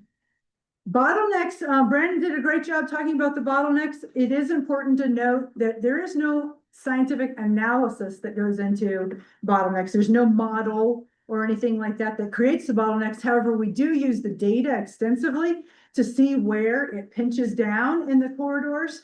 And we used that, the line and point data to help us delineate the boundaries of that. But really those bottlenecks, we've tried with several researchers to figure out an analysis method to come up with bottlenecks. And nobody's been able to really hit the sweet spot on that yet. So we use our biologist knowledge on the ground, looking at our collar data, and that's how those bottlenecks were drawn on the map. Brandon mentioned. Question for you, Jill. Yes. So when it comes to bottlenecks, can you kind of explain why they exist? Like what makes the movement kind of come together in that narrow pathway? Is it like physical geography? Like what are the things that would cause that? Chairman Slaughter and Sarah, I guess there's a lot of different things can cause it. Some of the things Brandon talked through, the river crossings, those are based on habitat type because pronghorn don't like to be in places where they can't see. So that's a very ecological kind of decision of why they're using pinch points. We do have other bottlenecks, for example, the overpasses. You know, we have a high fence that funnels them to them, but sometimes we have bottlenecks that were created by something like a subdivision or some sort of anthropogenic disturbance that the animals are avoiding.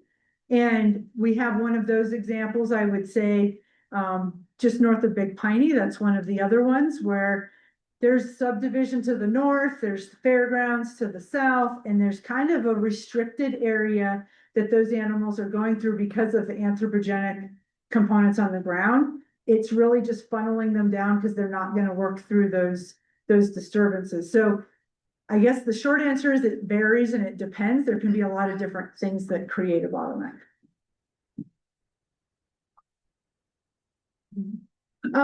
Fidelity. So Brandon mentioned that some animals have a lot of fidelity, or they have a tradition to go back and use the same place over and over and over. Pronghorn are more flexible than mule deer are. Mule deer, you know, will walk in the exact path and trail that they did the year before in some cases. Pronghorn do have more flexibility. But what is fairly predictable is the timing. And it's not predictable that it's the same exact time every year, but relative to snow coming off or coming on in the fall, it's relative to those climatic components. So they're in the spring, they're going to be following that timing of the fresh green forage for them, and as snow's coming off. Similarly, pronghorn are pretty lousy at moving through really deep snow. So they try to get out of the high country and not get caught. And that will be the influence on their timing. Yes. Oh, go ahead, Maggie. Okay. Well, Mr. Chairman, I have a question regarding the timing. I know you said it's kind of dependent on snow and there are these segments for peak timing of use. Is there any need to have sort of some flexibility in the language to be able to change that timing depending on what's happening throughout the year? Mr. Chairman, Maggie, we have had several instances where we've had, for example, that really late spring in 2023, we're able to work with the specific project proponents on the ground and say, you know, early part of the season, they're not going to be moving this spring, but they are going to be moving a little bit longer. Is there any way you can modify when you're doing that disturbance for the area? That's something that we do work one-on-one with our project proponents on. We've had great success with people being understanding of that, but there are certainly times within that migration window when we might say, wow, on a year like this, like you're perfectly fine to do the disturbance in that window because of whatever conditions we have during that spring or fall. So yes, we do try to flex that and work with our, you know, project proponents on things when appropriate. Yeah, Mr. Chairman, I have a follow-up to Maggie's question. Jill, have you seen it also? So the later timing and getting people to put off implementation of something, has there been, because like a winter we're experiencing now where proponents have been able to move up earlier because the animals have moved through due to early snow off or early green up of forage in the history of, say, the mule deer corridors. Chairman Slaughter, yes, and Mr. Henn, we do have examples going both directions, I would say. That's the beauty of, one of the great things about the executive order, it's very case by case, very site specific with our recommendations. So yes, sliding things either way is definitely something we want to do. And we have those dates up there based on the data and general guidelines for entities to plan with, but we definitely have flexibility in there for how to use that, and yes, both directions. All right, Mr. Chairman, my original question, Jill, on you said that antelope, you're explaining don't have as much fidelity as mule deer to their routes. Can you tell the group if you have seen in the 22 years of data collection, antelope change travel routes on the colored individuals due to an anthropogenic disturbance or a mother nature disturbance, and they've either temporarily suspended or have permanently shifted due to that disturbance? Have we seen that in the data? Chairman Slaughter and Mr. Henn, yes, we definitely have seen some examples of that. Having this kind of data set is such a gift for us. The first example that comes to mind is the area just west of town. Some people locally refer to it as Antelope Valley. That area used to be a very important migration corridor. We did see that reflected in some of the older data in this data set.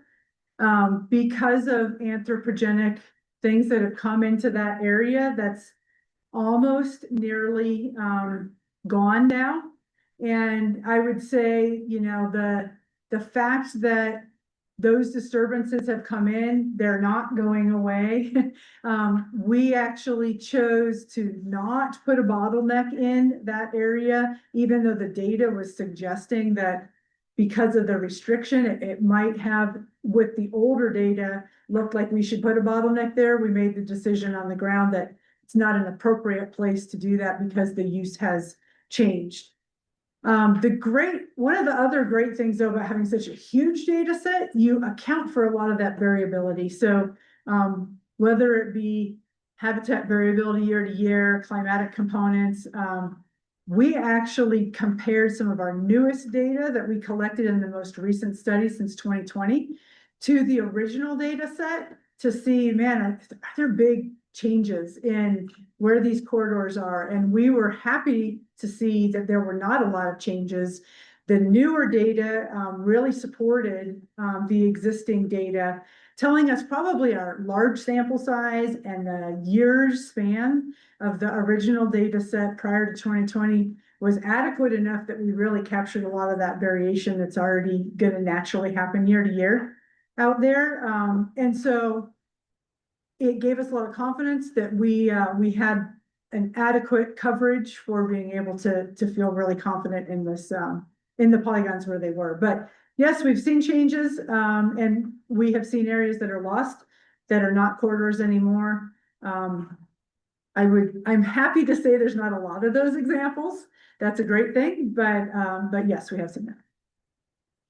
Mr. Chairman, in terms of the variation of seasonal timing due to conditions, I assume either where you have integrated private public land use or public lands activities that requires BLM and Forest Service to be similarly flexible with the dates they require of their permittees. Has that been a challenge or is it a successful partnership?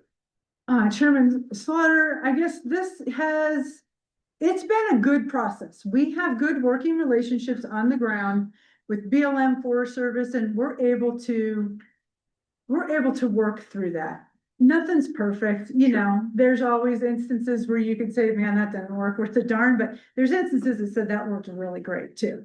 I would say it does require all of us having that conversation. That's one of the beauties of the executive order is that it forces a conversation between the department and project proponents that might not happen otherwise. And we're able to work through and resolve a lot of those things on the vast majority of projects, we're able to work through those those variations and kind of just being practical and applying what we see on the ground year to year, location to location.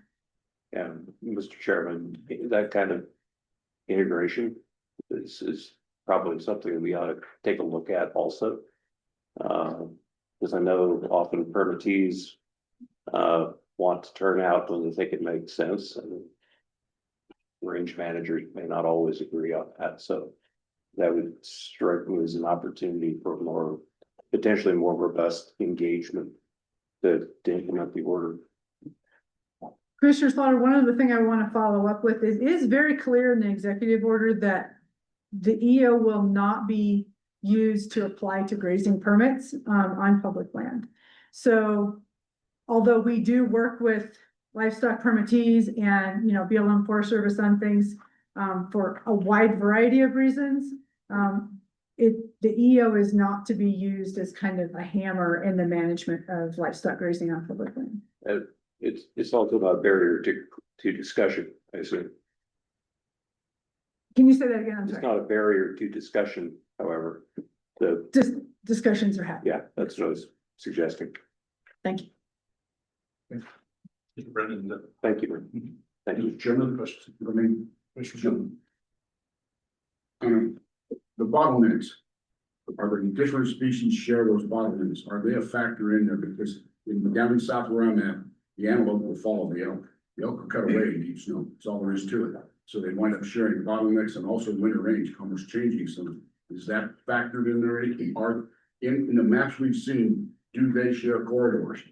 Is that bottleneck created by more than one species?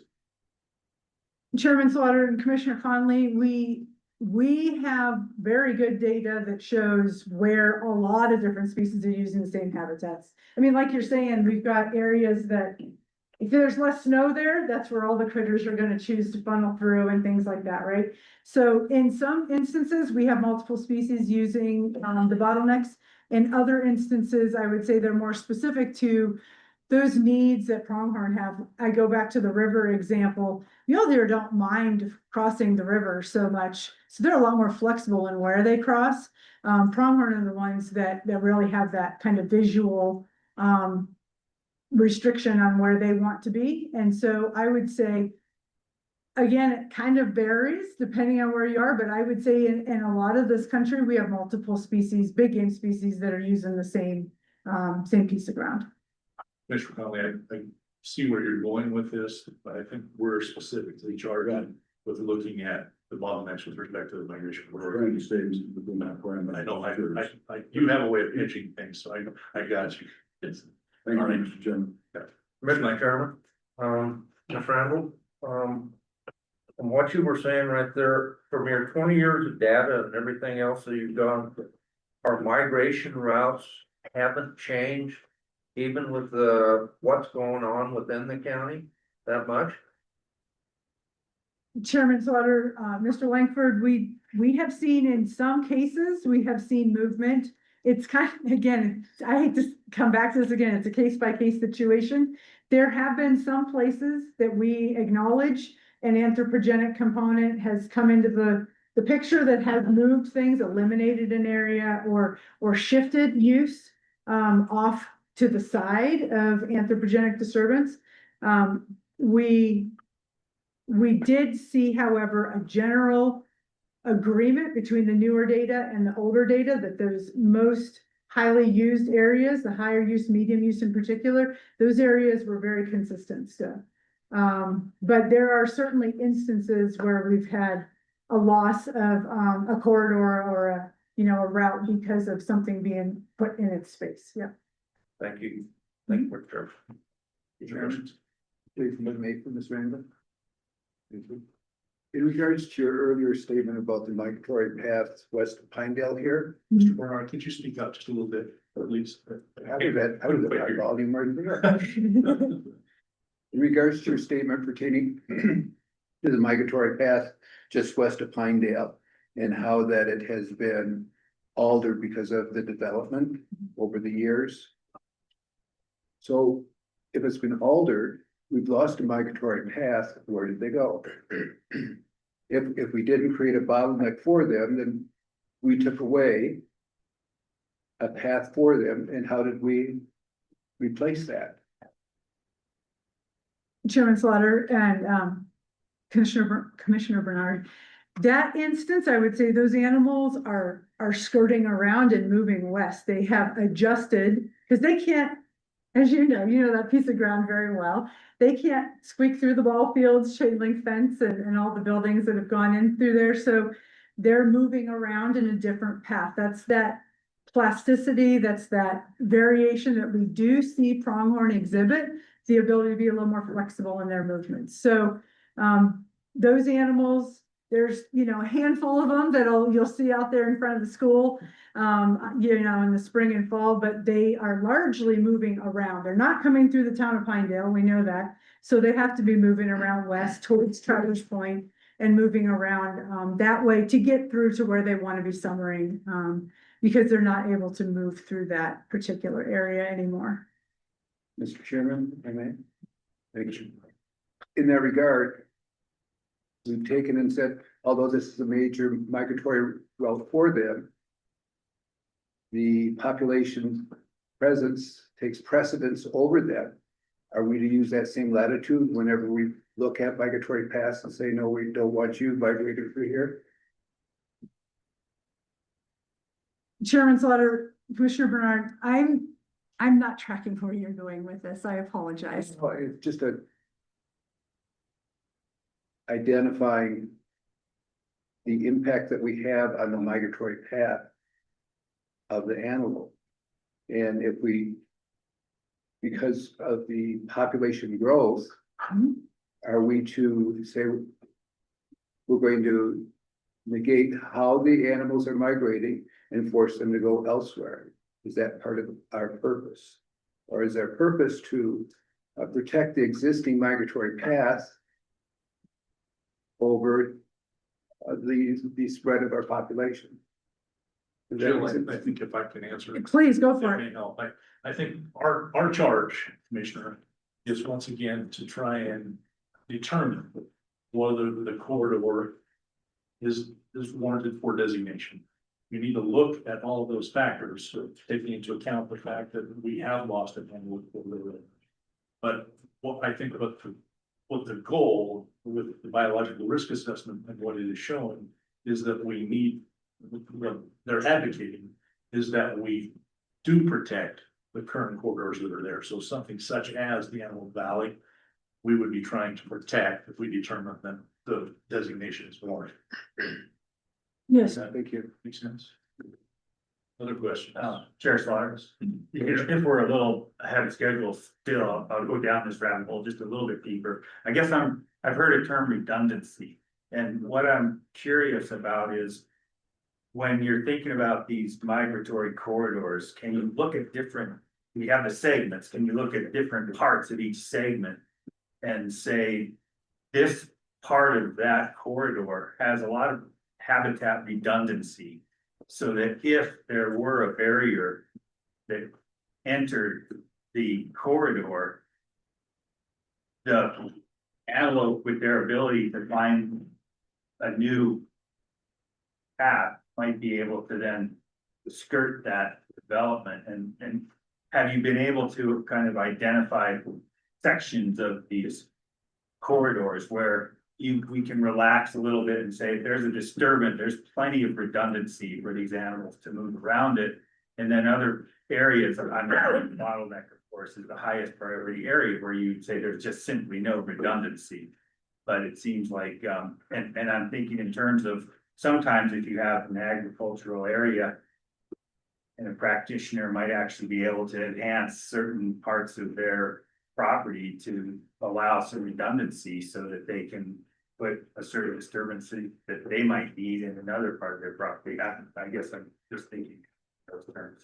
Chairman Slaughter, Commissioner Newcomb, I think a couple things come to mind. First of all, I think the high, medium, low use kind of stratification really does lend us to understanding, those high use areas probably don't have a lot of redundancy. They're probably pretty darn important where they are and how the pronghorn are currently using them. We have talked frequently in our office about this concept of death of 1,000 cuts, right? Like that one fence isn't going to be the ultimate, demise of the corridor. That one, whatever, big, plug in whatever small scale, minor disturbance you want in there. We don't have great data on what that threshold is and when do you hit that point where there's not enough flexibility for them to move? When do we say, oh, it was that one last, minor thing. Well, there we go. We we hit it and no longer is it functioning. Because I don't think anybody in here wants to get to that point, but it's a challenging thing to work through when there's what seems to be very minor disturbances on the landscape but then you put them all together. The cumulative impact is a really difficult thing to figure out and to manage when you've hit that point that there isn't enough or there aren't enough little options for them to kind of wiggle around the different disturbances that are out there. We're trying to figure that out, but honestly, I don't think we have a lot of great data to lean on. And then it makes people really uncomfortable to kind of rely on, subjective perspectives and all of that. So that's an area I'd say that we could gain and learn a lot from some additional science and some additional data analysis in that area. I think that's kind of a gap that we still have of, are there thresholds where we can and cannot expect them to be able to tolerate and keep moving through? I think we will get into that as we start discussing the segments independently. I would believe that what we're going to find is as we look at the segments, we're going to ultimately end up having a look at the corridor in total. But I think your questions are very good with respect to those certain segments. When we get to those discussions on those, that's part of our discussion. Other questions? Mr. Chairman, for Joe. I got a question. In the spirit of focusing on scientific data and methodology for the bottlenecks, what protocol outside of just the biologist's discretion or parameters and sort of in thinking of for potential future bottlenecks? I liked your example of down at Big Piney between the fairgrounds and moving development for housing, and it chose not to, right? But how did you choose to, if you've got sort of a set protocol that you guys are looking at with game and fish, and then what could you do in the future? Chairman Slaughter, Mrs. Allison, I guess the main concept is we looked at the color data. So looking at line data, looking at point data, that was our fundamental basis on is this or not. But really, I mean, a lot of it is knowing from our biologists and our wardens and our people on the ground, these are problem places. And that, I mean, some of those are areas that we've worked with landowners and land management agencies for years to try to do different things because they're just known to be really challenging places. They're known, have been known for many years, but we really leaned on our data. Our collar data was a fundamental component of that. There was one other example of our, we looked at our collar data and you can see it. You can see where the lines pinch together, where they all start stacking on top of each other in those pinch points. We did have an area actually out on Horse Creek Road west of Daniel where the collar data was pinching together. And we looked at it and we thought about it on the ground, and it was honestly just the straightest path between the sagebrush bench and the ryegrass and up in Webb Draw. And so those animals were choosing to go there, but there was nothing restricting them from going elsewhere. So we chose, even though the data looked that way, we kind of used our common sense brains and said, hey, that's honestly not bottleneck. Like, yes, the data looks like it is, it's pinching down really tight there, but they have the flexibility to move left and right there. They're choosing but there's not a restriction there right now. So we did not identify that. Again, using our experience on the ground, complementing data to kind of mash together what made the most sense of it.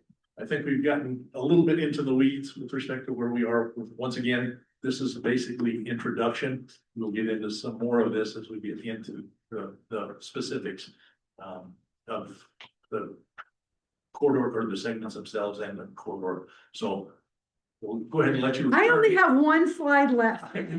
And now I feel like, I'm not sure if it even, get back to it. We've really bastardized our agenda, but that's okay. With where we've gone, the discussion, I think, is certainly going to help us. And the questions are what I really appreciate seeing from our work study group, because that's how we're going to learn. But once again, we're in the introductory phase here, and I know you're fairly close. Yes, yes. This is the last slide I wanted to share with you. This just shows the different land ownerships in some of our migration corridors in Wyoming. These happen to be elk corridors. I don't have this great visual for pronghorn, but it would be very, very similar.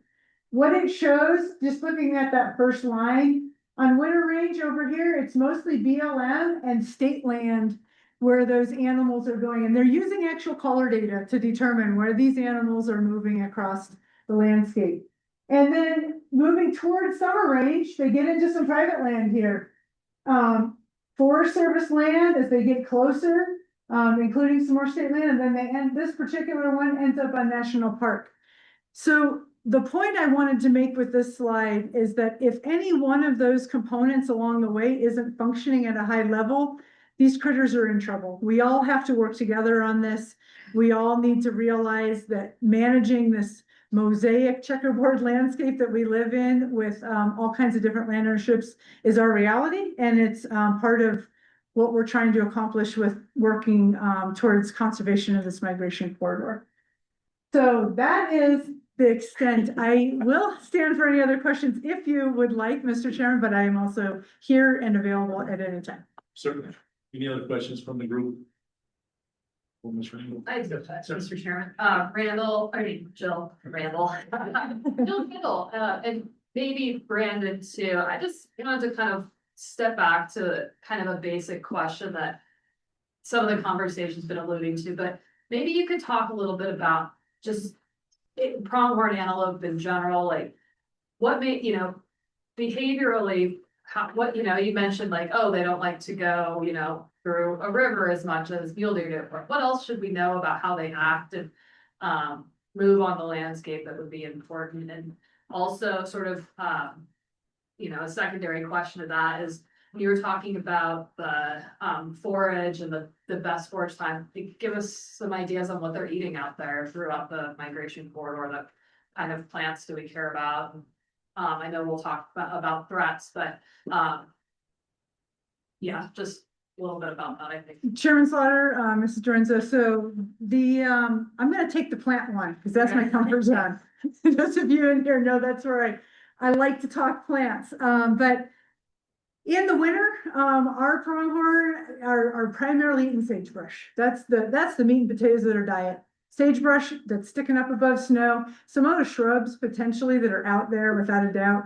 But as they're moving into their spring migration, they're transitioning to a fair bit of grass that's coming up. Those native bunch grasses are some of the first kind of bigger green plants that are coming up in the spring. They're chasing that. That's the green wave that they're following, is primarily grass. Once they get onto Summer Range, their diet is very diverse. It includes a lot of flowers or forbs, grass, and then they're still eating some sagebrush and shrubs or throughout the summer. But their real high nutrition component of their diet comes from the flowers and grass that they're eating on summer ranges. And then as they move through fall, they're transitioning back to a more sagebrush dominated diet into their winter range. I'm gonna see if any of the gentlemen over on the side want to take the question about animal behavior for pronghorn. Right. Slaughter. Yeah, I think the question was about being plastic in their movements. and pronghorn are definitely more plastic than we see with deer. Plastic means just they're able to change things up a little bit, where deer are just almost walking in the same footpath, year after year. I think we did see with Path of the Pronghorn on the west side of town, we did see that kind of blink out. Which I mentioned some animals might still go around, but when I got to Pinedale 25 years ago, we used to don our little reflective jackets and stop traffic twice a year to allow pronghorn to move through, hundreds of pronghorn to move through. We just don't see that. So I think losing that migration corridor, we lost connectivity to spring, summer, fall ranges. And that area 540 out there, where we used to see a lot of pronghorn, we just don't see the pronghorn there in numbers like we used to. Some are still making it there, but I think every time we lose one of these significant connectivity areas, migration corridor, call them what you want, we do lose the ability of this herd to maintain, population objectives that we had before we lost. Maybe I didn't answer your question, but. Yeah, you did. Yeah. Thank you. Any other questions? All right, thank you, Ms. Randall, or Ms. Jill Randall, or Ms. Randall Jill, or. Any and all, it's all good. There's a lot of Randalls in that. To take the things out of Sherlock's book, I think we are going to have to be a little bit plastic here with respect to what's going on with our agenda. So we are now at our point where we are going to take our 10:30 break at 10:50. So I think we'll go ahead and take a 15-minute break. Come back at about 5 minutes after 11, and don't want to go any farther than that right now because I want to have a little strategy session with Mr. Renzo. So we're going to take a 15-minute break, and we'll be back at 5 minutes after 11.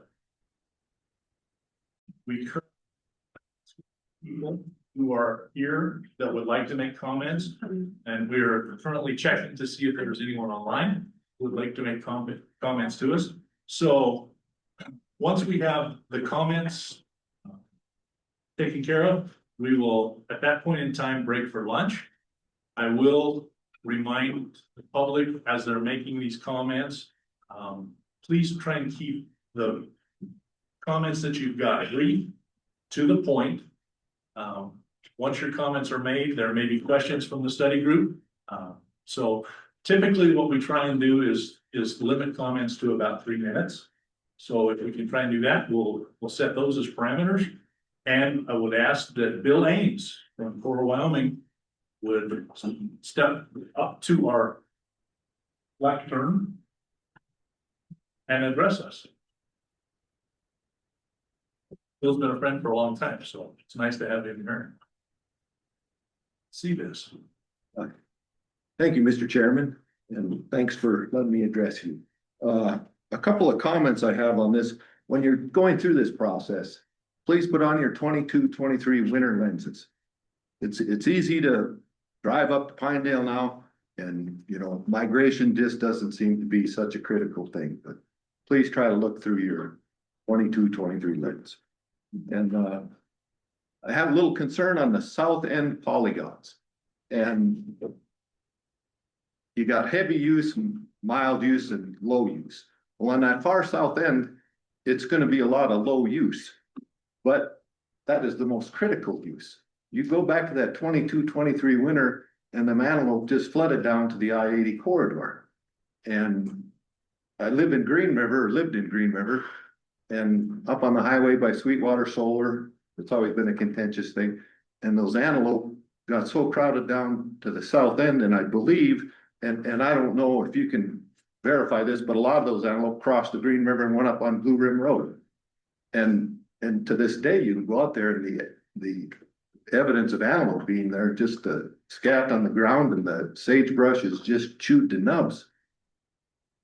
That is such critical, but it's very low use. I mean, it only gets used maybe once every 10 years or so, but please consider how important that is, even though the polygons on the chart doesn't look like it's much. Another thing I would like you to focus on is on these corridors. I was in oil and gas, and I was in the preliminary stages. I was a surveyor, so I got to be there before anybody else came to the oil field. like even Jonah, there was just 3 wells down there, Newport 1, Newport 2, and Newport 3. I was involved in that before anything was out there, so I kind of get a concept of what's it look like before, what's it look like after. And the one thing that energy companies like to do with these migration corridors is there's gonna be pressure to kind of, if it is oil and gas development or mine or whatever, is to kind of push the boundary to this designated corridor, you know, crowd in.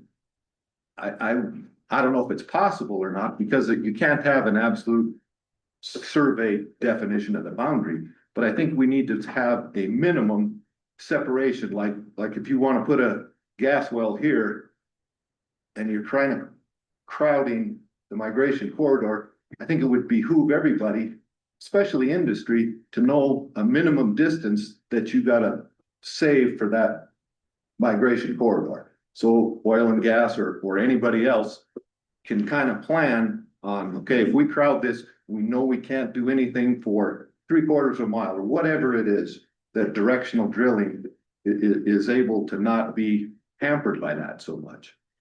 And another thing on surface disturbance, I don't know, are power lines considered surface disturbance? I'm looking at right of ways going across this corridor, and I hope pipelines aren't included in it, because there's minimal surface disturbance, but it's not occupied. So those are my highlighted points that I'd like you guys to consider in this. And like I say, I wish you all the luck in getting through this process, that the governor and all the residents of Wyoming say, boy, that worked really good. You know, we all gave a little bit, but in the end, we saved a path for Pronghorn. And, you know, good luck to you guys. Thank you. Any questions from the group for Mr. Ames? All right, Mr. Ames, thank you very much. All right, our next commenter is Carla Bird from Pinedale.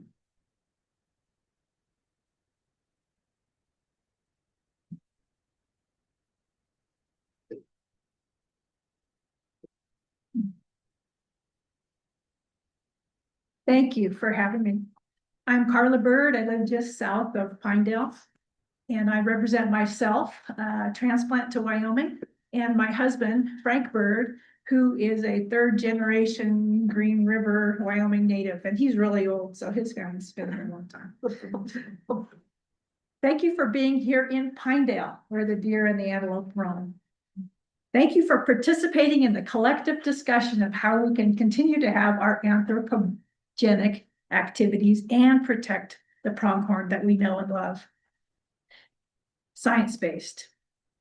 My science, in addition to listening to the Game and Fish, and they're serious and professional biologists, is observational. I remember a particular drive in the 1980s between Rock Springs and Kemmer, and we've seen so many antelope in the 1980s. They were thick as jackrabbits. Then came the 1992 winter, and the anthropogenic fences, the fences that we built, caused thousands and thousands of antelope to die. Since then, we've had many other things that we've done as people. We've developed oil and gas, we've put in more fences, we've caused a lot of impacts. We've had a lot more hard winters too, particularly 2022. We can control what we do. We can't control the winters, but we have to make sure that the antelope can stay. I mean, observationally in our yard, just east of Highway 191, south of town, we've seen so many fewer antelope in our yard than we did before that winter. So my charge to you, or my hope, is that you will listen to the science, and you will take the science from the Game and Fish Department and the recommendations from the Wyoming Game and Fish Commission to heart. If you're science-based, use the science. And I know we all bring our political bent to these things, but I hope and I pray that you will use the science and protect our pronghorn. Thank you. Any questions? Questions for Mrs. Bird? Thanks. Right, thank you very much for taking your time to be here You bet. for us today. All right, do we have anyone online? No one online? Anyone else in the audience who would like to? I'd like to speak. I just got here. Your name, ma'am? Peggy Bryant, Peggy Bryant. live in Cora. Before I moved there, I'm sure the antelope were very happy. No, they were. I have a antelope in my yard at times. Okay, I want to make sure that you're aware of 3 things that I've helped participated on that I think were important. One was the Forest Service recognition of the pathway of the pronghorn. If you go to the Upper Green, Nippy Hamilton came out with her crew and they had a big ceremony, putting up signs, acknowledging the pathway of the pronghorn up over the Upper Green, over Bacon Ridge, and down into the Jackson area. Jackson used to have an antelope celebration, and they advertised it. They recognized the value of the wildlife that attracted tourists who wanted to be there. So that was an economic value I saw. Here in Pinedale, we have the economic value of hunters and guides. You know, a few years ago, before the anticline development, Fish and Game, went out and picked up carcasses. Then they estimated how many dead animals they had. And then they had how much each of these dead animals was worth. And it was in the thousands of dollars for each deer and antelope. I don't remember the exact sum, but I think that was kind of the emphasis for the antelope overpass, which I hope you guys get a chance to see. And it is online in the spring and it's pretty cool. And once when the Department of the Interior woman was out here with a crew related to sage grouse, the antelope were perfect. They just showed up in mass and ran across the overpass in front of everyone. But so that shows that animals can respond after, and it's a renewable resource.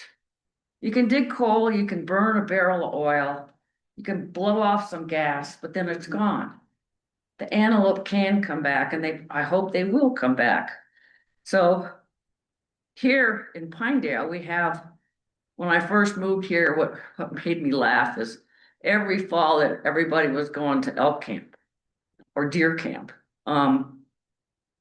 Once I noticed that the school had set aside the first day of elk season as an in-service for teachers, because it was decided it would be useless to waste a day when they knew everybody was out hunting. It's an important food source. I know a woman who has 6 kids. Approaching the time. Okay, the other point is, you got the Forest Service, BLM, when they did the report on evaluating this areas of environmental critical concern also included some of the antelope slope areas out near Cora where I live, which are snow-free every spring. So yeah, you've got antelope that come through specific areas. I have a master's in wildlife. I did my research on caribou, so I know where they go to have their kids, and it's the same thing with the antelope. Set parameters that really can't be adjusted. So Forest Service, BLM, local Fish and Game, and economic value. Thank you. Thank you very much. Questions for Mrs. Bryant?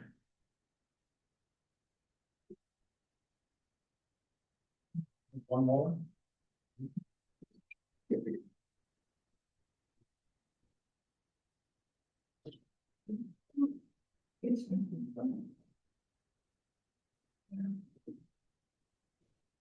Good morning, everyone. My name is Megan Riley. I'm with the Wyoming Outdoor Council, and I actually hadn't planned on speaking today, but there was something that came up during Jill's presentation that I thought would be great to ask you all to focus on. And just as a point of clarification, I think we've talked a lot about migration routes being kind of a highway for animals to get between summer range and winter range.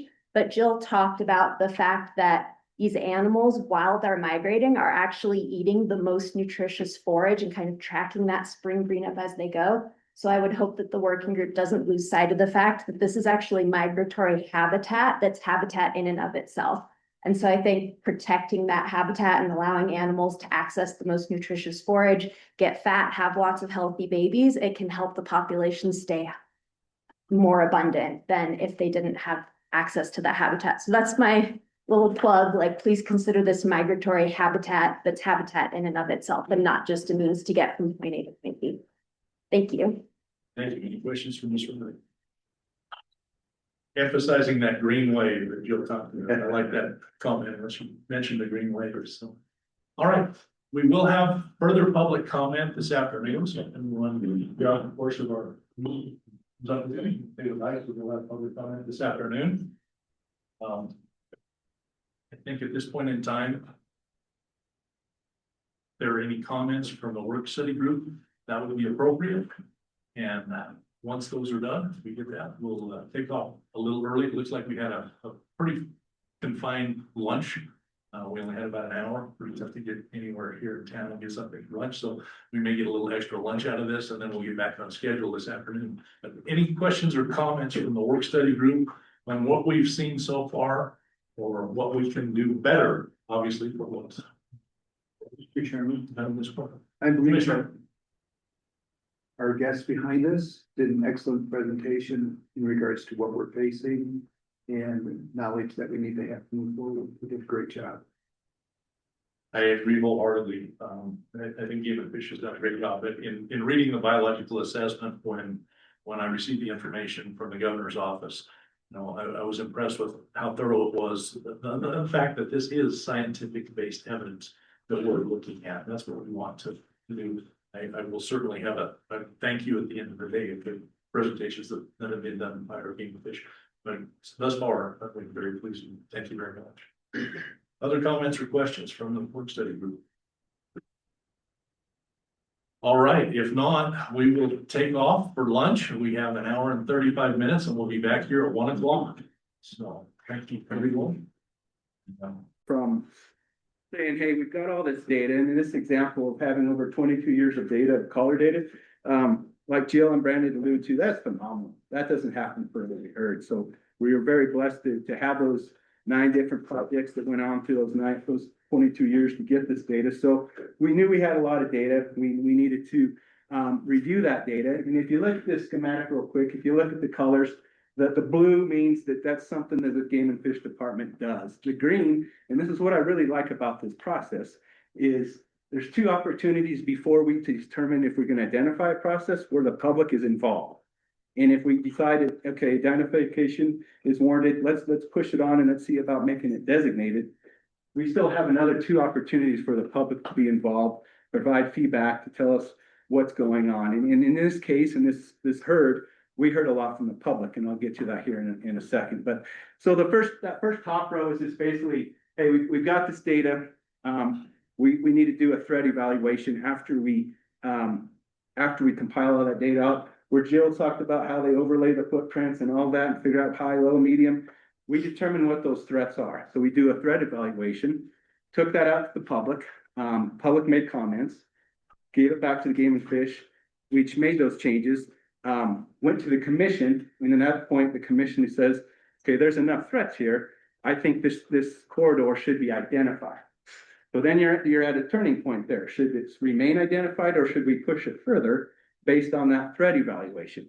And there was enough threats currently and into 10 years that it was warranted by our commission that yes, we should pursue the designated process. So we went from identified down to this bottom row of blocks, and that's when the drift risk assessment, almost a year in the making to come up with all the risks and opportunities with each of those segments. There's 10 segments. How do you eat an elephant? One bite at a time, right? How do you deal with a corridor that's the largest corridor in North America? One segment at a time. They had to break it up so we can better understand and analyze that data. So we did a biological risk and evaluation assessment on that. That went out to the public. Lots of feedback from the public. Brought that public back. We made tweaks. We presented it to the commission back in September. And at that time, we had one recommendation to the commission. The commission listened to the public. The commission has their purview to do whatever they want. They wanted to designate all 10 segments. So that's when it came back to the governor's office.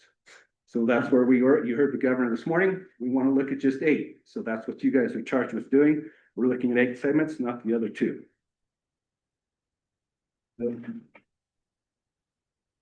So.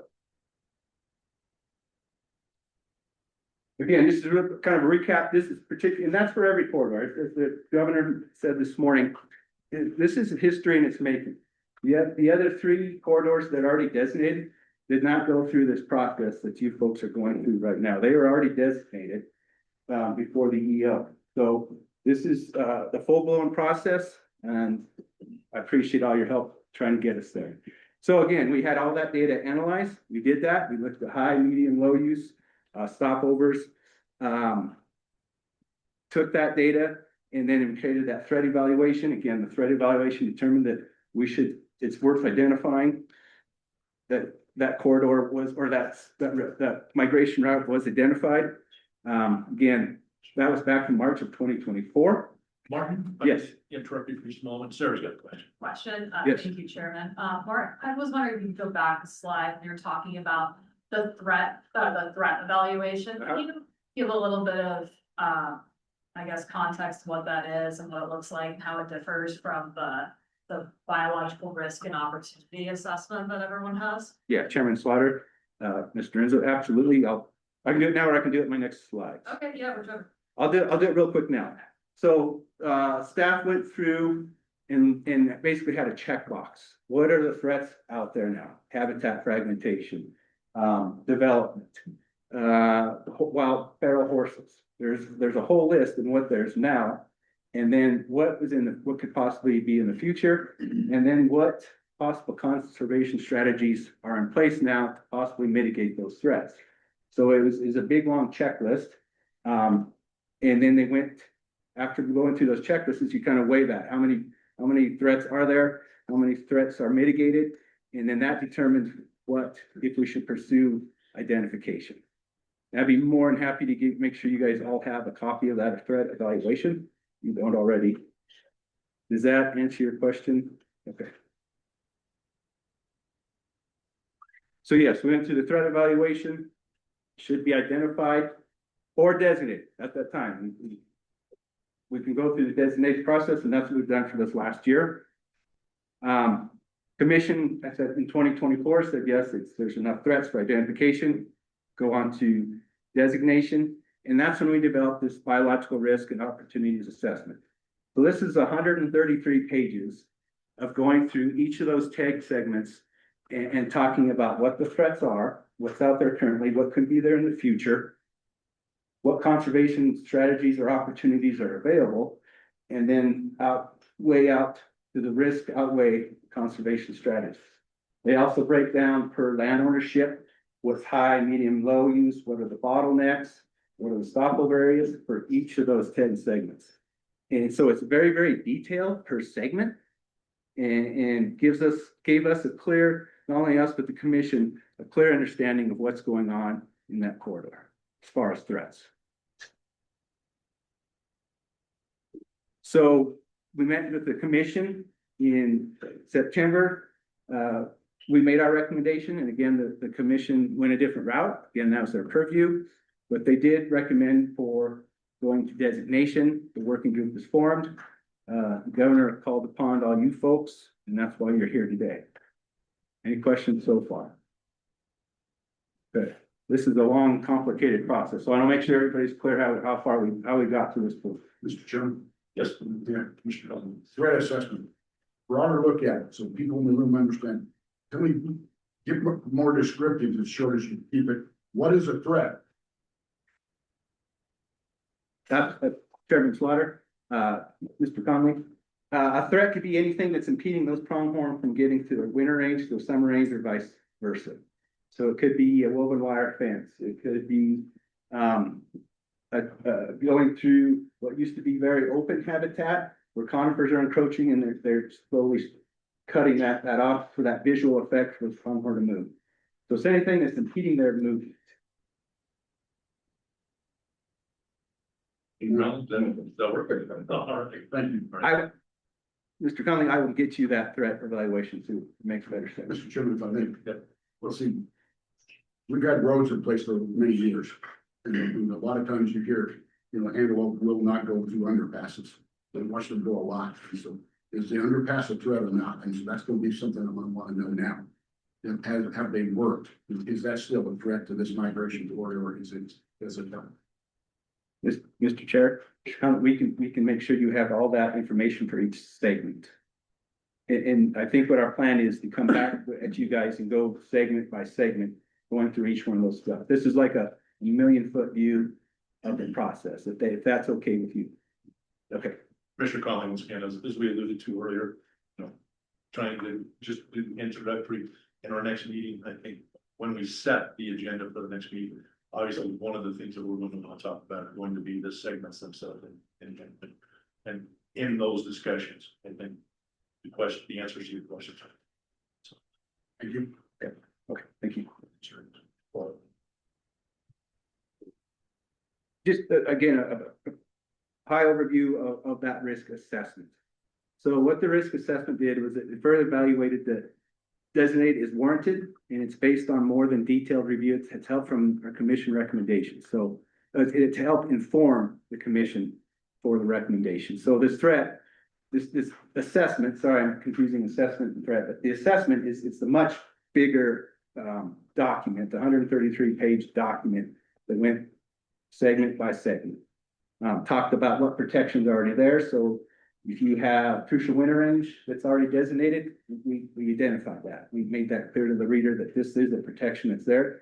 Then we went through all the threats that are current and could be in the future. Okay. And then that helped us make a recommendation to the commission. Commission took that information and made the recommendation to move on for designation. Again, it's a provided site-specific recommendation analysis for each segment, and it'll guide future conservation priorities. So our folks are really good about if you tell them there's a problem, they're going to want to go out and figure out how to solve that problem. So as Brandon and Jill talked earlier, there's a lot of conservation practices that have been in place in project and in plans to be in place to address a lot of these current threats. Brandon is more than happy if you want to talk about those, but these guys have been very proactive. Brandon and Jill, staff in Pinedale, Jackson, Green River regions, Lander regions are going above and beyond already to address these threats. But there's a lot of threats out there. So this is just a quick summary of the top threats. So it's not every threat identified for each of those. And I'm just going to say 8 segments now for those 8 segments. So the biggest one was habitat fragmentation, and that is both residential and industrial development. Fencing is huge for pronghorn. They're not like mule deer. They cannot navigate fencing like other ungulates. So we have to take a little bit more special care in looking at those different fences that are out there. The bottlenecks, Brandon did a great job explaining the bottlenecks and their importance to this corridor. And then current habitat conditions. There's one segment that is there's a lot of feral horses out there that we have to talk to the BM about. And then there's also a lot of annual invasive or invasive annual grasses, such as cheatgrass, that rose to the level of high threat. And again, a lot of our biologists are already addressing invasive annual grasses. They're addressing fences. It's these other maybe bigger things that we still need to have conversations about. So again, so when you look at that assessment, if you look at each segment, it's going to have an acreage table. It's going to talk about what the land ownership is, what's the acreage of high, medium, and low use, how many, what's the acreage of stopover areas, how many bottlenecks are there. It's going to talk about the threats and the risks, and it's also going to talk about those conservation opportunities that are in place or that could be in place. And it provides very, very detailed maps for each segment. So that the corridor was composed of 10 segments, and again, we're only looking at 8. It gives us that opportunity to allow site-specific peak timing of antelope within each segment. So Brandon and Jill both did an excellent job talking about how those pronghorn move from winter to summer range. It's not all at the same time period. You have to look at color data, determine when that timing, if you're gonna put any kind of a stipulation on, to try to avoid human impact on those segments. So each segment's a little bit different when we'd have timing stipulations on them. And that's just based on how they move from summer to winter range. So the next one, talk about public comments from that risk assessment. There were 58 people that attended the 3 different meetings between Green River, Jackson, and Pinedale. This one is a big stat to me. 530 public comments. I'm used to maybe getting 10 or 12 public comments when we do a hunting season change or recommendation. So obviously there's a lot of folks looking at this process, and a lot of folks had something to say. Of those 530 comments, there were 6 comments that did not recommend designation. What the themes of the comments were for support was trust the science. Use the data that we have from 22 years and look what those pronghorn are doing when, and use that data. Some other themes, pronghorn are iconic, they're part of our culture. They're important to the identity of Wyoming. Why we have them on our badge, on our trucks. We're very proud of pronghorn. Look at the winter of 22-23. And this was an opportunity to take an event that we don't typically see, and we have data, and look at before and after effects of that winter and what this pronghorn did. Another theme was that there's threats are increasing, more and more people are coming to this part of the world and wanting to live. So sighting development is very important. And the bottlenecks are small, but critical for protection. The themes in opposition from the public was the southeast area has less pressing threats. There's no bottlenecks, and there's very limited amount of high use areas. There's already overlapping protection from things the sage-grouse core, crucial winter range for both mule deer and pronghorn. The designation of the Sublette mule deer corridor overlaps some of those segments, so there is some protections already in place. And then the third was concerns about what federal land managers will do with this designation for grazing, energy, and other permits. And again, the EO specifically spells out grazing permits are off the table. Any federal permits off the table. These are state permits only. Martin, if I can ask just a question with respect to the overlapping protections. Obviously that's been something that several people have brought up, but there are definitely differences between the protections that are needed for the mule deer versus what they're being on top. Could you talk just a little bit about the reason that those overlapping protections aren't necessarily as effective as what some people may think? Yeah, Chairman Slaughter. So yeah, our seasonal stipulations for seasonal range. So if we designate something crucial winter range, it opens the door to have conversations with anybody that's going to do any type of permitting to talk about that and try to avoid, minimize those disturbances. So mule deer obviously use different habitat than pronghorn. They're more highly fidelity, what Brendan said, but highly, what did you use? High fidelity to that route compared to pronghorn. They get to their winter range and they're there. Their winter range is a little bit different than pronghorn, so they don't completely overlap 100%. The timing is the same. It's basically November 15th to April 30th. We try to avoid any type of human presence in that area. Core sage grouse, again, the timing steps are different. We're looking at the spring part. It overlaps a little bit with spring migration, but it's around those core areas where sage grouse are lekking, where they're dancing. So they don't necessarily overlap right with the footprint of these pronghorn that they're removing. So when they do overlap, you still have to abide by those timing stipulations, or permittees do. We ask them to, and it's not 100% coverage. Does that make sense? Thank you. Yeah. Mr. Chairman, just to follow up on that, this may not be possible, but from an information presentation perspective, would it be possible to generate a graphic that illustrates the existence of those, the location of those existing protection strategies that highlight, but is highlighted on the conservation elements of each. It would be biologically and conservation wise relevant to pronghorn migration. So you could, for example, your graphic would show, say, sage-grouse core areas, mule deer habitat migration. You can see the aerial boundaries. So with shading that shows where they provide relevant protections for pronghorn migration and where they don't. If that makes sense, and if not. It does, yeah. Chairman Brennan, Mr. Brennan, or Chairman Slaughter, Mr. Brennan, those are in the biological risk assessment, and we can provide those to you any way you want. Is We that can provide them digitally. I'm sorry, is that sort of carve out to disregard the non-relevant elements of mule deer migration corridors? Just to narrow in on what's out there under the existing strategies that are relevant to pronghorn migration and the migration corridor. So what those maps depict is it'll break it out between species. So it'll show mule deer crucial winter range. Right. It'll show the Sublette mule deer migration corridor that's designated already. And then it'll show this proposed Sublette pronghorn corridor. It'll overlay those layers so you can see exactly what touches. And I saw that.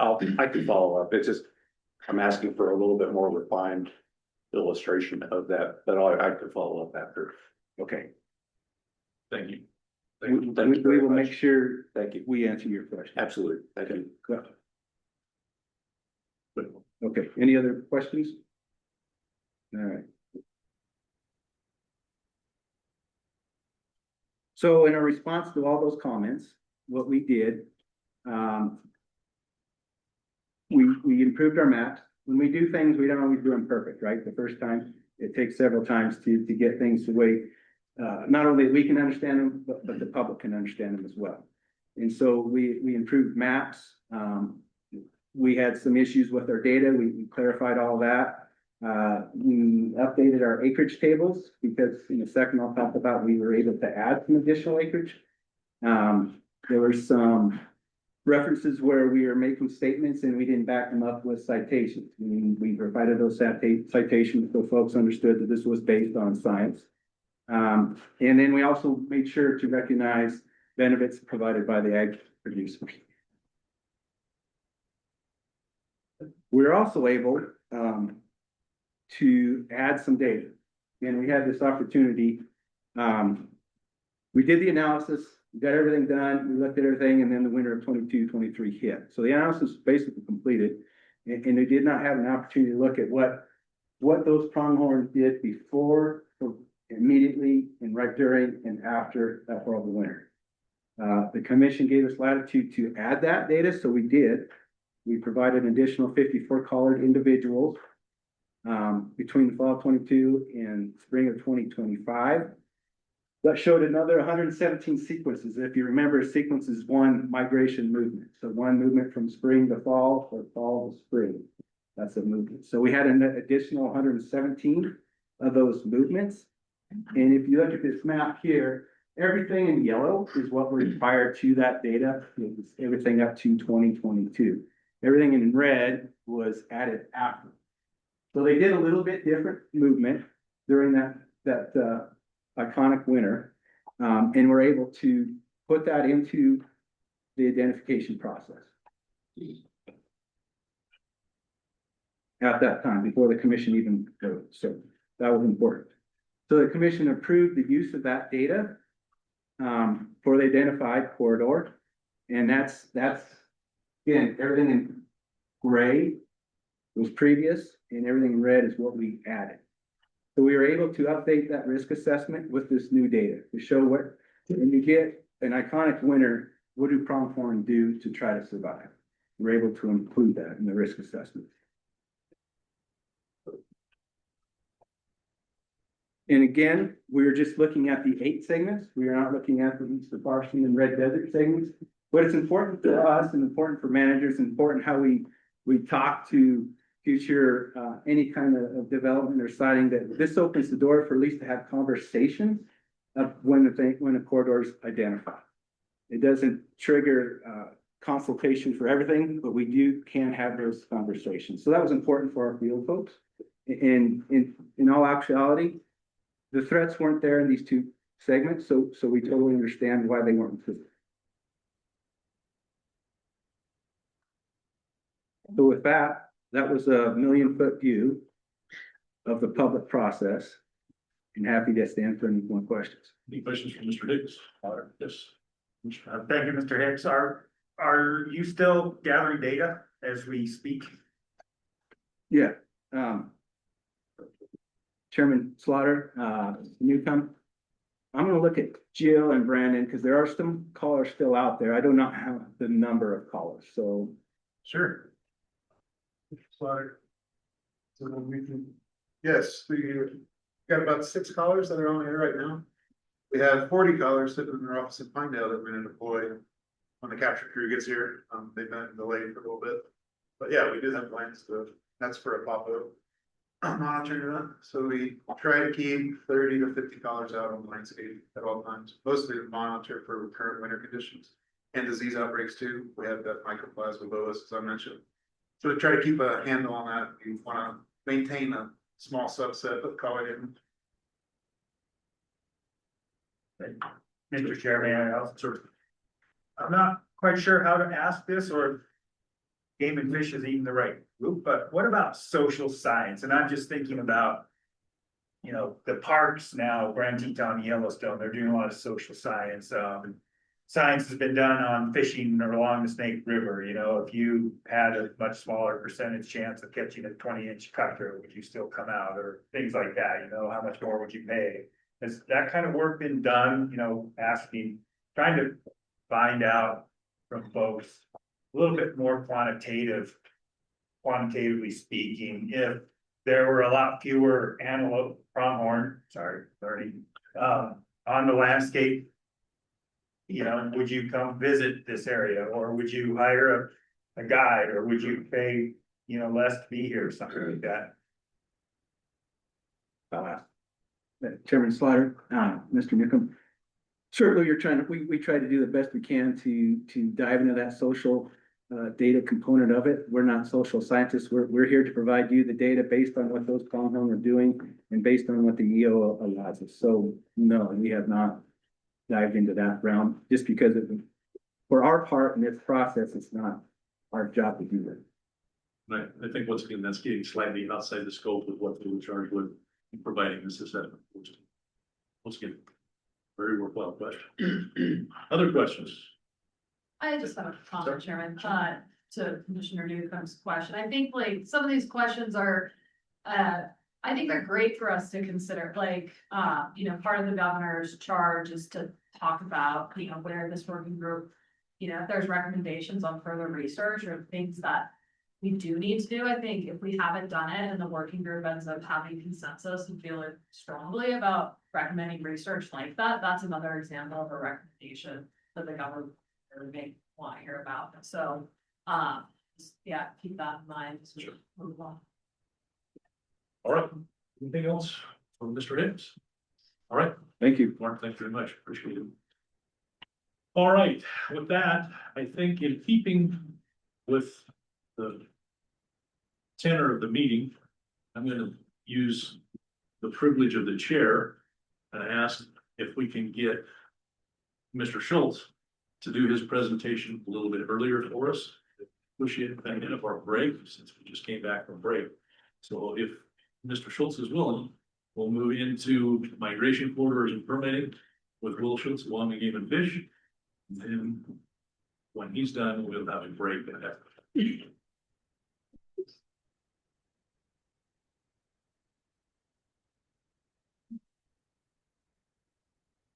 All right. Here.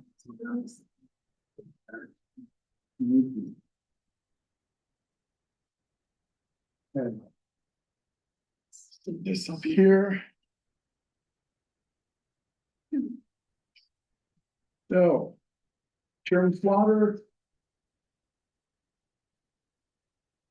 Work group. Again, my name is Will Schultz. I supervise our habitat protection program, and I'm in Cheyenne.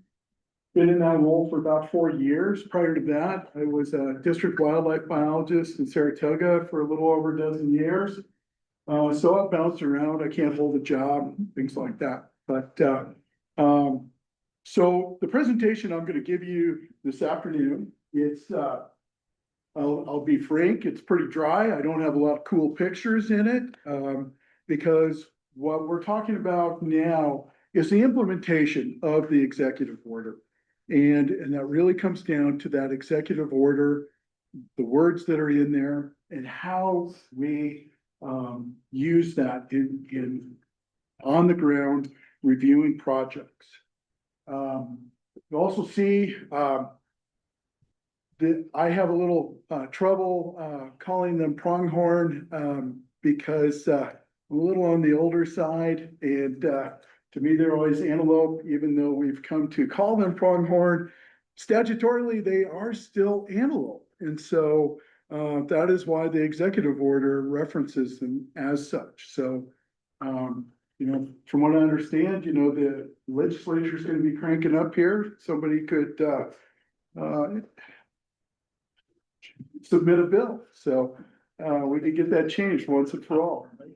So, but I'm going to start off with, I'm going to back up here and provide a little background of what we talked about earlier today with kind of the progression of this data. And in one of a couple of slides that Jill had earlier this morning, she talked about that almost that historical evolution of migration corridors where you go back pre-GIS collars.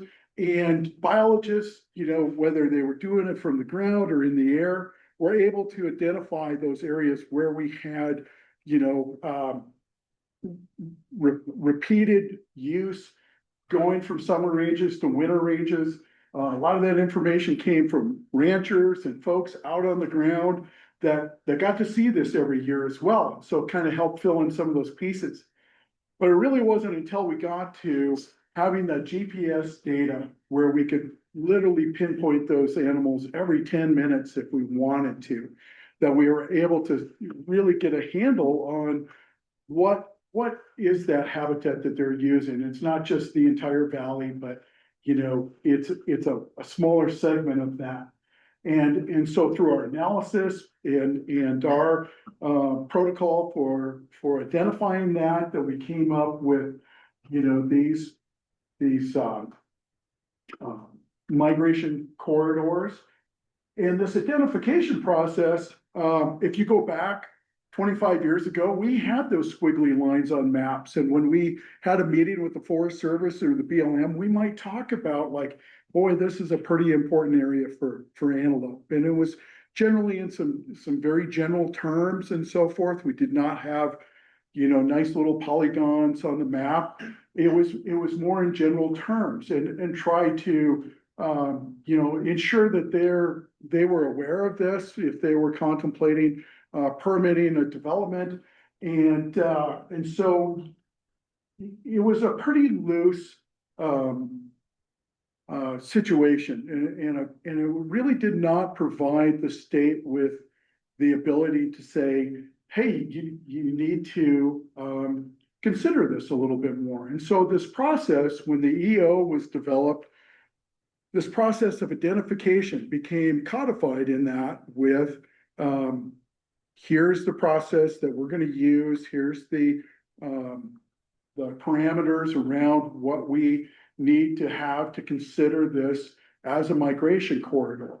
And so that identification, you know, is kind of that first step in just that, identifying where those corridors are. And that's also where now we've got a place that we can start that conversation with, whether it's industry or potentially conservation opportunities, some of these funding sources, if we can talk about where those important habitats are. The executive order takes that a step forward in as we look at what are those risks potentially in those areas for this migration corridor. as well as what some of those opportunities are for enhancing it. That's when we get to the level where you're at today, is the contemplation of designation of those corridors. And what that brings with it is obviously, it's a recognition that there are specific threats or potential for threats on the landscape. And also has a very, it says you will consult with the state of Wyoming and discuss ways to, maintain that functionality of the migration corridors. And that's really throughout, as we'll walk through some of the more specifics, but at the end of the day, that's really what we're talking about is trying to maintain that functionality of those corridors. And so how that starts, kicking off that process, we review my team of I have 4 biologists that I work with, one of which is Ross Crandall, our local protection biologist here in Pinedale. He's also sitting in the middle of the room in the audience. We either industry or state agencies reach out to us and federal agencies and ask for our input, our review of their projects. We review around 600 projects a year, and in the course of those, as you can imagine, many of them are outside of the migration corridors, but we do, that's one of those first things, that and we're also, in addition to ensuring compliance with the executive order for migration corridors, we're also looking for compliance with the sage grouse executive order. Second there, I do want to stress this. It came up a couple of times, I think, in just about everyone's presentations, that we really look at these things on a case-by-case basis, because every situation, every development is just a little bit different where it's located. And so that's something that, this is not a one-size-fits-all type of review of the potential, developments that are going to be permitted on the landscape. And then, at the end of the day, we're looking at making recommendations. We're making recommendations to ensure those projects are compliant with the executive order. And it's a charge that all of the state agencies have from the executive order. It's not just, hey, Game and Fish says you need to do this. The governor's executive order asks all of the state agencies to ensure compliance with those. And so many of our requests come from other state agencies. We'll run through some stats here in a little while. But again, just going to reiterate this a little bit. We receive a request to review a project. The next thing we do is determine if this activity requires compliance. As we talked about earlier, there's many things that the executive order is not going to apply to. Valid existing rights, for example, those actions and plans that have already been permitted previous to the executive order in 2020. Private land projects, for the most part, are outside that purview. With regard to the recommendations of the existing order, the executive order, excuse me. That drink of water go. Any questions up to this point? All right. So what kind of projects do we see? And typically these are some more of the more common projects that we have reviewed with regard to the executive order, and how the Platte Valley, the Bags and Sublette mule deer migration corridors that are covered under the current EO. These are some of the typical kinds of projects that we review. Then we go back to, we review the project location.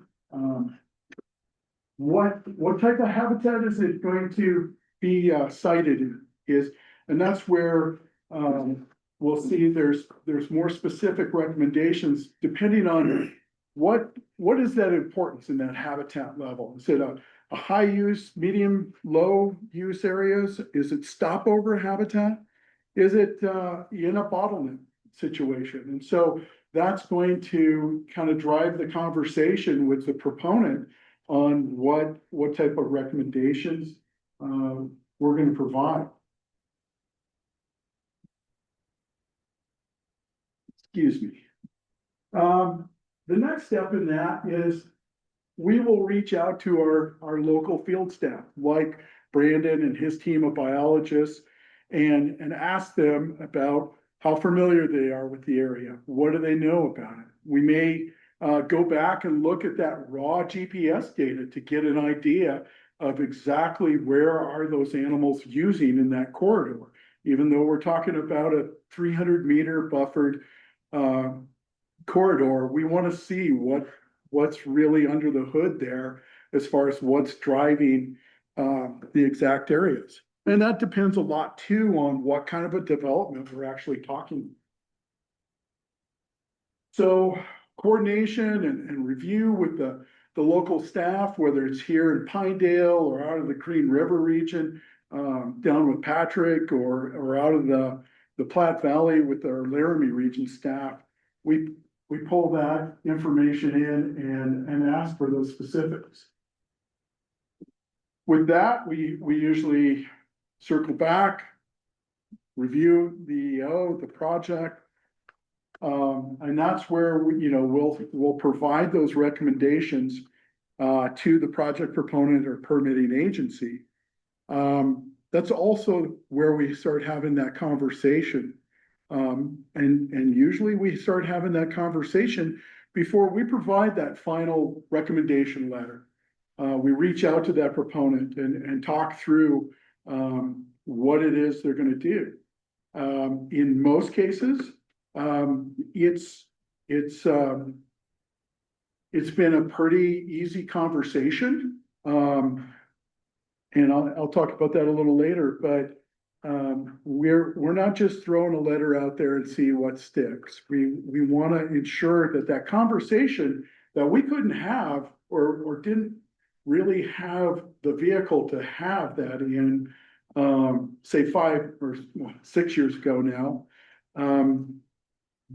The executive order provides that direction to project proponents and state agencies to consult with us on the actual migration corridors and impacts. So I copied these right out of the executive order so that I don't screw up and paraphrase too badly here. But our recommendations that are provided through the pretty straightforward, and we'll start with the most significant that potentially could impact a development. And that is in those bottleneck areas where no surface disturbance or human presence should be permitted. Except in the case if it's necessary for human safety. So that's pretty straightforward. So to Ms. Allison's question this morning, talking about those subsurface mineral rights, the supplies to that surface. However, in the case of, oil or gas development, where there's an opportunity to, reach those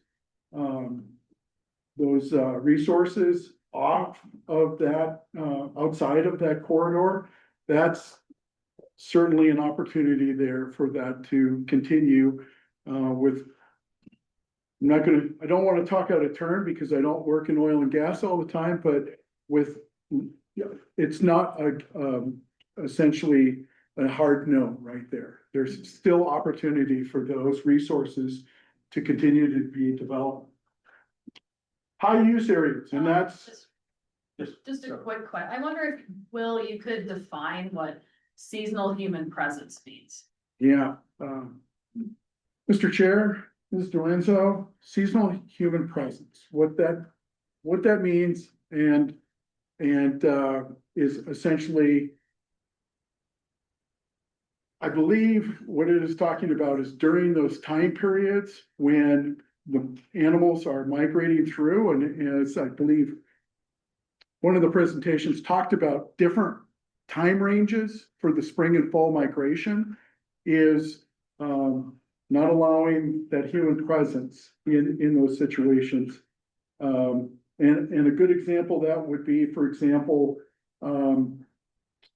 a new trail would be developed through migration corridor, right? And so the recommendation there would be is that during those migration periods, that trail would not be available for hikers and dog walkers and so forth to go through that area. The rest of the year, it could be used for that purpose, but does that help? Okay. The high use areas, which make up, the bulk of the 20% or greater use. Those are those state highways, as Jill was talking about. Essentially there, the recommendation comes down to, continuing to maintain that functionality. And the best way that we can do that is to recommend that construction activities and so forth do not occur during those seasonal time shifts in the spring and fall. That's what it comes down to. Any questions on that? Yeah, sure. So for the high use areas, how will like human presence be monitored or controlled? Will it be kind of like the winter range where it's like the motorized use, or what is sort of those like that for that? Yeah, so thank you, Mr. Chair, Ms. Hutchins. I'd like to ask Brandon if he can help share with the group the example at the bottleneck for the Sublette mule deer just outside of town here. Sure. Slaughter. Maggie, this is a example I'll speak to in the bottleneck. I don't really have one in a high use area. So hopefully this is helpful. Yeah, similar. But of course, bottlenecks is the highest restrictive of all uses of any, parts of the corridor. So with the case of the Fremont Lake bottleneck, we started to see a little bit of increased use in that area from recreators. There's a green ski trail there that people can ski up until March. So working with the Forest Service and BLM a little bit, we were able to put in order to seasonally close the forest portion and game and fish portion of that bottleneck at Fremont Lake during the months of April and November. Still allow that to be open for public use and recreation 10 months out of the year, just when we see peak use of mule deer mostly going through that bottleneck. That's when we close it off to no human presence. So it's not a high use area. I don't have any examples of those throughout the state. Maybe there are some. Follow up to that, if I could, what type of penalty would there be for violation in that type of situation or something of that nature? What would be the direction? Sure, Mr. Chairman. So far, it's just been warnings. They've been really lenient with the Forest Service LEOs. Just warn people, and it's mostly elderly gentlemen out there walking their dog. So we're not gonna hit them with a $200 fine or anything. It's just awareness for these first several years and just warnings. Thank you. Mr. Chairman, Ms. Hudlow, I'm sorry, my brain was already talking about high use, but my mouth was talking about high use and my brain was still stuck on bottlenecks. So I'll give an example is, for example, let's say somebody is developing a pipeline, right, on BLM, and it's going through that high use area. In our response letter, what we would be recommending is during that spring period and the fall period that construction would not occur during those periods. So a pretty, compressed time period there where we would recommend no construction. No way is going to, stop that project from moving forward if we can work together and, be able to avoid those time periods. In the case of what would be the penalty, in a situation like that, most cases they would require, like, for example, a stormwater permit from DEQ and would be subject to their, permit violations. Thank you. Other questions? Back to you. All right. More exciting stuff, folks. So try to keep you awake here. Stopovers within high use area. So this is a little bit more of an elevated in importance of habitat within those migration corridors, where what we're looking at is the stopover areas, where as Jill talked about this morning, a lot of those that's where they're taking advantage of that green up in the spring, or the forage that grew that summer on their trip down country. And so those are very important areas, especially when they're on that state highway, and so, or that interstate, if you want to think of it like that. This is a very important place, and the benefit is for a much larger proportion of those migrating antelope. And so that is, so now we start getting into a situation that sometimes can be a little bit more challenging to address. I'll talk a little bit more about it in a little bit, but to date, we have not had a hard no on a permit project that has come forward for our review. And I think that's very important to remember, is that to date, with reviewing over 100 projects that were, with regard to Platte Valley, Bags, and Sublette mule deer migration corridors, we have not gotten to a situation that we couldn't address and maintain that functionality of that corridor without, we haven't had to say, hey, this project we don't recommend it moving forward. We're able to work with those project proponents. In some cases, and this is a pretty easy example, but a few years ago, we had a comms tower, communications tower, cell phone tower that was going to be right smack dab in the middle of a stopover area in a high use area. And,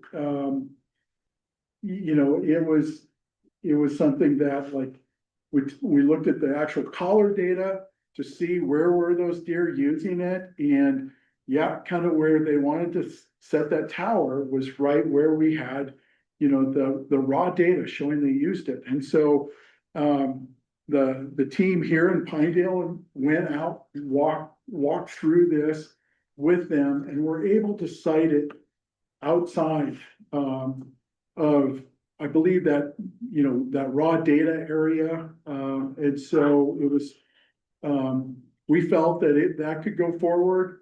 We're talking about a comms tower that's got a, 100 foot by 100 foot at the most, usually, fenced area around it. And by moving it directly out of that line of where those deer were migrating, we believe that we were able to maintain that functionality. And then finally, the low use and medium use areas. There's certainly important components of that overall migration corridor. And the stopover areas that are within those, again, are, have a little more heightened wildlife value to those antelope as they're migrating through. However, in those situations, a little less restrictive, recommendations, and certainly the wording here is limited, and trying to ensure that we are, if we're not avoiding, let's talk about how can we minimize this. And some of those best ways is, can we keep that that disturbance, that activity of construction and so forth out of those high use, those periods in the spring and fall. So that's certainly, our first recommendation. And then also have that discussion with the proponent and see what could we do? Can we site it over a hill from where that corridor is? Is there other opportunities for them to site outside of the corridor altogether? So that would be ideal. But as we all know, a lot of times, the activity is there because the resource is there. And so for a comms tower, it's being, in that nice saddle or up on a hill that allows for them to, get out. Or if it's an extractive industry, it's because it's right underneath there. So that's why there may be less opportunities in those situations for moving those projects around or outside of the migration corridor. Mr. Chairman, sir, does the department take mitigation into consideration? So, that being a hot button term, of course. yeah, Mr. Chairman, Mr. Brennan, unlike the sage-grouse executive order, where a whole framework for mitigation has been thought out and is part of that executive order, there is not with this. I'm not speaking for the authors back in the day. I do think that there's enough flexibility in most situations that we can figure out a way to get the project permitted and still provide for that functionality of the corridor. Sometimes the line between minimization and mitigation is pretty hard to find. Okay. Thank you, Mr. Chairman.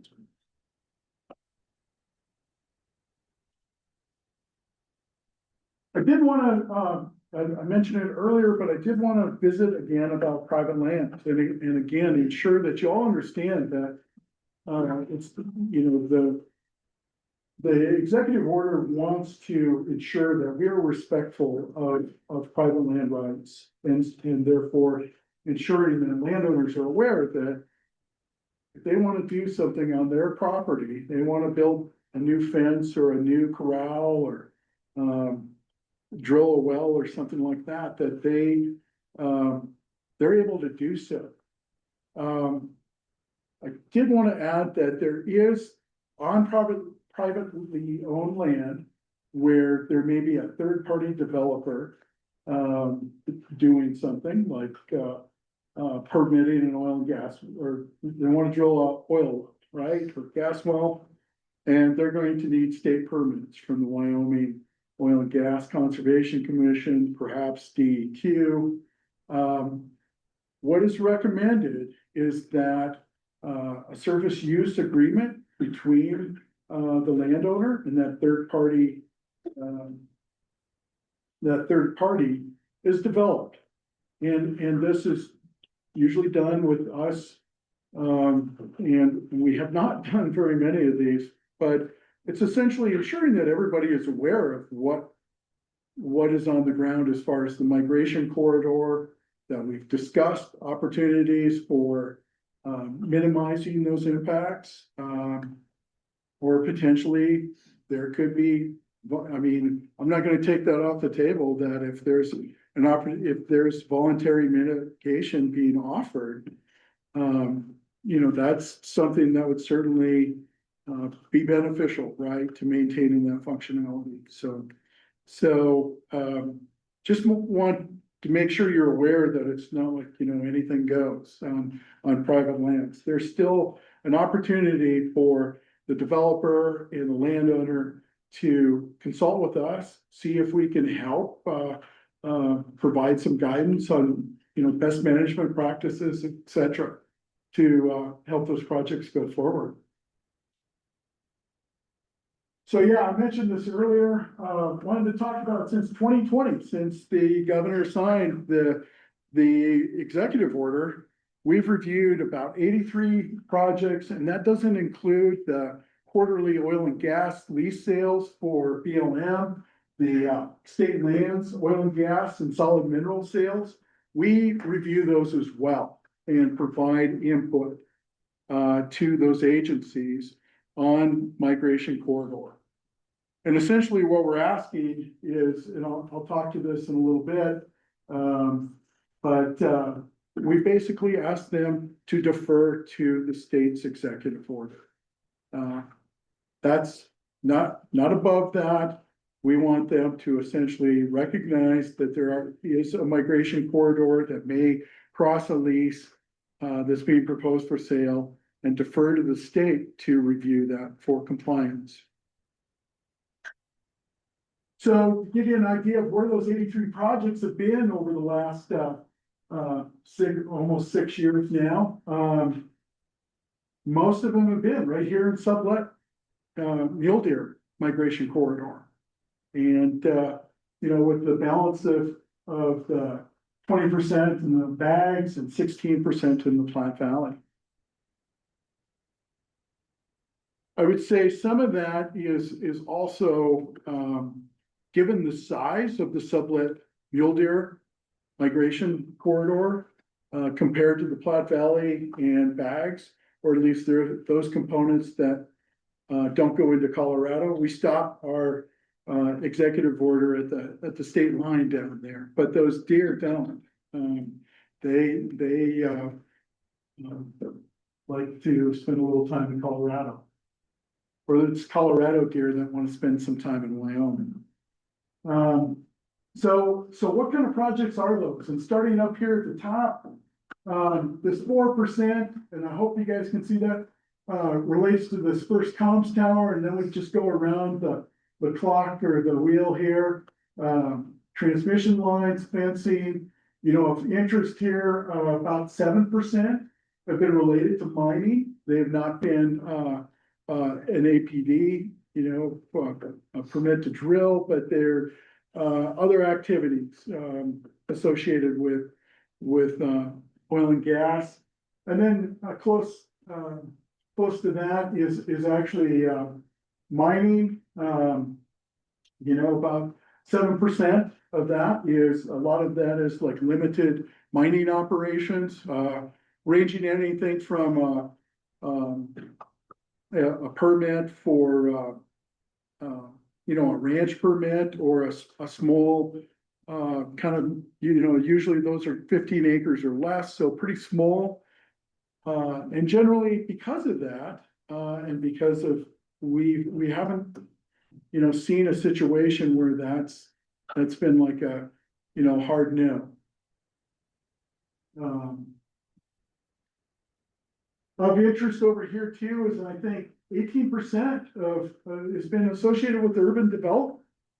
And although you said, oh gosh, I didn't think this affected private land. Well, where this comes into play is many of the counties involved in those 3 migration corridors request our comments on what kind of wildlife and fisheries resources may be associated with a subdivision, or even I think what we threw in this category was some of the larger dude ranches and so forth in Wyoming. Maybe they needed a large stormwater or a septic system permit for their large facility or something like that. So that triggered a state permit review. So, but as you can see, that's a lot of what we review. And then finally, this 31% is water developments, and that may range from a stock or from a well, it may be agricultural, residential. It may be related to an irrigation project where they need to do some updating and so forth. But most of them are related to wells or livestock developments, pipelines and tanks out in the range. And so that's kind of the makeup of those various projects.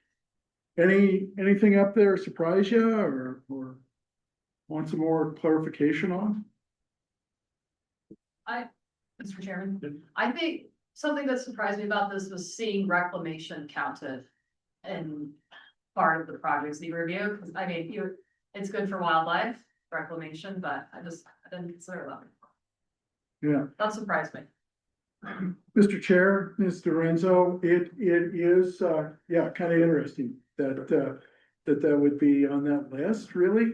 But for example, the Department of DEQ, their AML, their abandoned mines land, as they go in to reclaim areas for an oil and gas company that needs to do reclamation. Same thing. And so similarly, you know, we also at 5% there at about the 2 o'clock position have habitat improvements. You know, many of the projects that we're doing and so forth, whether it's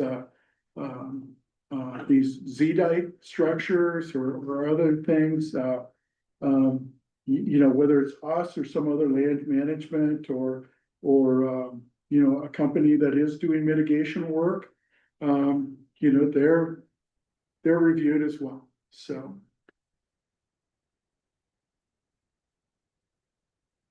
I just thought for those that are interested with regard to, as I mentioned earlier, we review the BLM's quarterly lease sales and ensure that if there's overlap with the migration corridor, we recommend that they apply this standard stipulation to those parcels.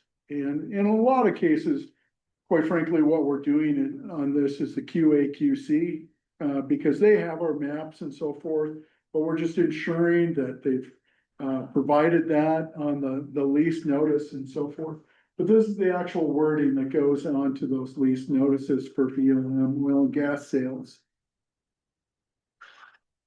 And then also with the Wyoming State Lands and Investments, their oil and gas and solid mineral leases.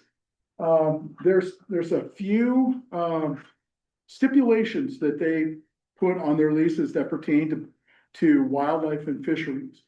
And this is one that I'm not sure if it was immediately after the executive order, but obviously not long after it was provided, this stipulation was created and is placed on their leases. Additionally, a couple of years ago, given some concerns regarding at that time, we were moving forward with the Sublette Antelope migration corridor, the game and fish was taking it to our commission to be identified. However, everyone knew of some of these important areas, and there was a parcel where we talked about earlier today, the river crossing that was being proposed to be leased in a sale. And at that time, this other stipulation, 149, was created to put on essentially onto identified parcels. So basically what it says is this is an identified parcel. If this identified parcel would be considered and approved for designation under the EO, that it would then receive the same protections.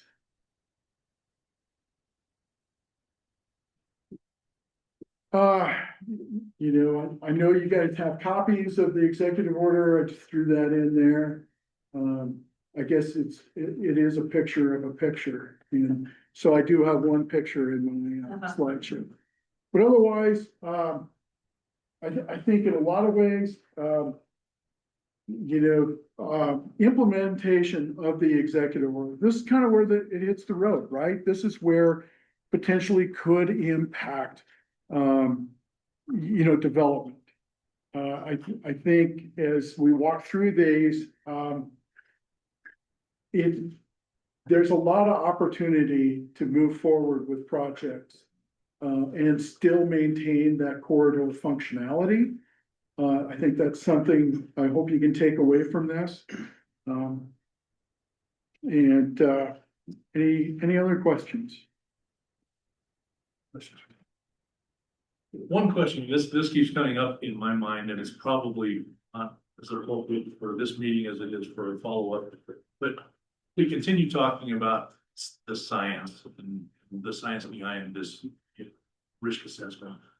What degree of certainty do we have with respect to the science? And I'll direct it to all of you. Can you kind of give an indication of that? Yeah. Chairman Slaughter, can I frame that as certainty that if we apply these types of recommendations, like the seasonal restrictions on construction and so forth, that we will continue to maintain the functionality of the corridor? Is that how I should? Well, If we don't, let me. I'm thinking more of, obviously, if we move forward with designation, you would assume a degree of certainty, but inherently within the numbers themselves, I would think that there would be a degree of certainty, typically analysis, there would be a degree of certainty on the probabilities of something that you're doing. It just keeps coming back to me with respect to that. How confident are we that the risk assessment? I'm coming back to your question or to your framing of the question, and maybe that's a better way to do this. Because if it were chosen to implement the full designation, can you give me a quantitative number with respect to what our certainty would be? Not asking the question exactly. I don't believe, Let me save that for another meeting and reframe the question. it's a very good question, right? At the end of the day, if we don't try to employ or implement the executive order here, we're still gonna have those conversations, right? We're still gonna have those conversations. Well, I believe it's important that if we're using scientific data, that we try and qualify it. So, like, as I say, I think in a follow-up in one of our next meetings, I'll try and reframe that. I think we can come up with a much better question that you can give me a better answer. Yeah, I'll give that some thought. Yes, Brent. Mr. Chairman, another topic that keeps coming up for my mind, and this might be for Jill. But with regard to the applicable period for migratory movement in each of their units, every one of them starts the fall migration September 1st. And I'm curious as to why that date was chosen. They have varying dates in which summer migration initiates. It seems somewhat coincidental that they're all this moving. the fall period. Yeah, the fall periods. Yeah, that just seems, I'm assuming that's an assumption for some reason, but. Chairman's order, I guess the best way that I can answer that is that we use the data. We use the data and analyze each individual segment when the animals came in and when they left. And then we kind of softened it, if you would, to make it more consistent dates instead of September 3rd and September 6th in this segment and September 10th in this segment. We tried to make it easier to implement, easier for the public to understand, by using a little generalization to get a few more standard dates instead of, like I said, September 3rd or something like that. So we tried to just generalize a little bit, but use the analysis of the data as the starting point for that. Does that answer your question? It might. So, I mean, for working purposes, the relevant movement period is closer to that arbitrary date for the fall migration. There would be tried to do the same for the summer migration. It's close enough. Yes, it seems like their starting date in the fall is more consistent. Great. in the sun in the spring, it is much more dependent upon when snow comes off. Gotcha, thank you. Thank you. Any other questions? All right, well, thank you very much. Well, thank you very much. I think we'll take a 15-minute break. Come back, and if there are further public comments, we'll take the public comments. And then we will have our conclusion. Talk about our next steps. So let's take 15 minutes. We'll be back at 2:30.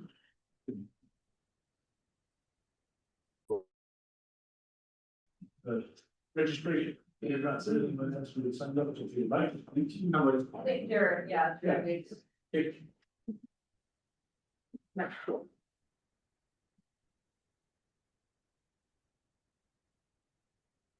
Please introduce yourself. Yes, thank you, Mr. Chair. My name is Jared Becker. I work for the Greater Yellowstone Coalition. Thank you, committee members. Thank you to the department staff, to the governor's team, for all the commitment in this. Really appreciate all of you guys serving on the interests of Wyoming and Pronghorn here. It's a great opportunity, and my organization stands ready to help you guys in any way, with you may attend some in-depth conversations to brainstorm things, whether it's here in the committee room or offline. We offer our support. One thing that struck me earlier today that I think is worth flagging, and I think would be wonderful should you guys get to a recommendation for the governor, is to consider penning a support letter above and beyond the recommendations of our corridor to support the big game migration initiative.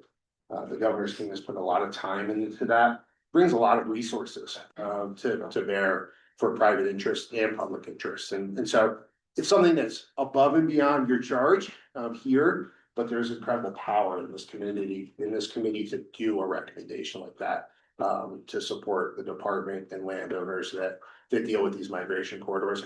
Always happy to discuss that outside of this space because I think it's additive to your charge. But it's a really great tool for getting resources to private landowners in a voluntary and incentive-based way. And I think that that's something that the migration corridor designation can't touch, is that private lands. And so you guys have a valuable voice to get dollars for conservation in place. And that's something that I think is really important. And so that big game migration initiative is being reconsidered at the federal level. It's being reconsidered from both USDA dollars and Department of Interior dollars today. So that could have a great influence if you lended your voice of credibility to the governor, and the governor could take that to our delegation in DC and elevate dollars for conservation. So a little bit outside of the framework of what your charge is here, but really, I think a wonderful opportunity for your collective voice to be shown. So thank you for your time. Appreciate the dedication. Recognize it takes you away from your families and your work and responsibilities. So thank you. Jared, thank you for your willingness to step up and offer your assistance to us. Any questions for Jared? Thank you. Thank you very much. Anyone else? Let's salute behind you. Yes.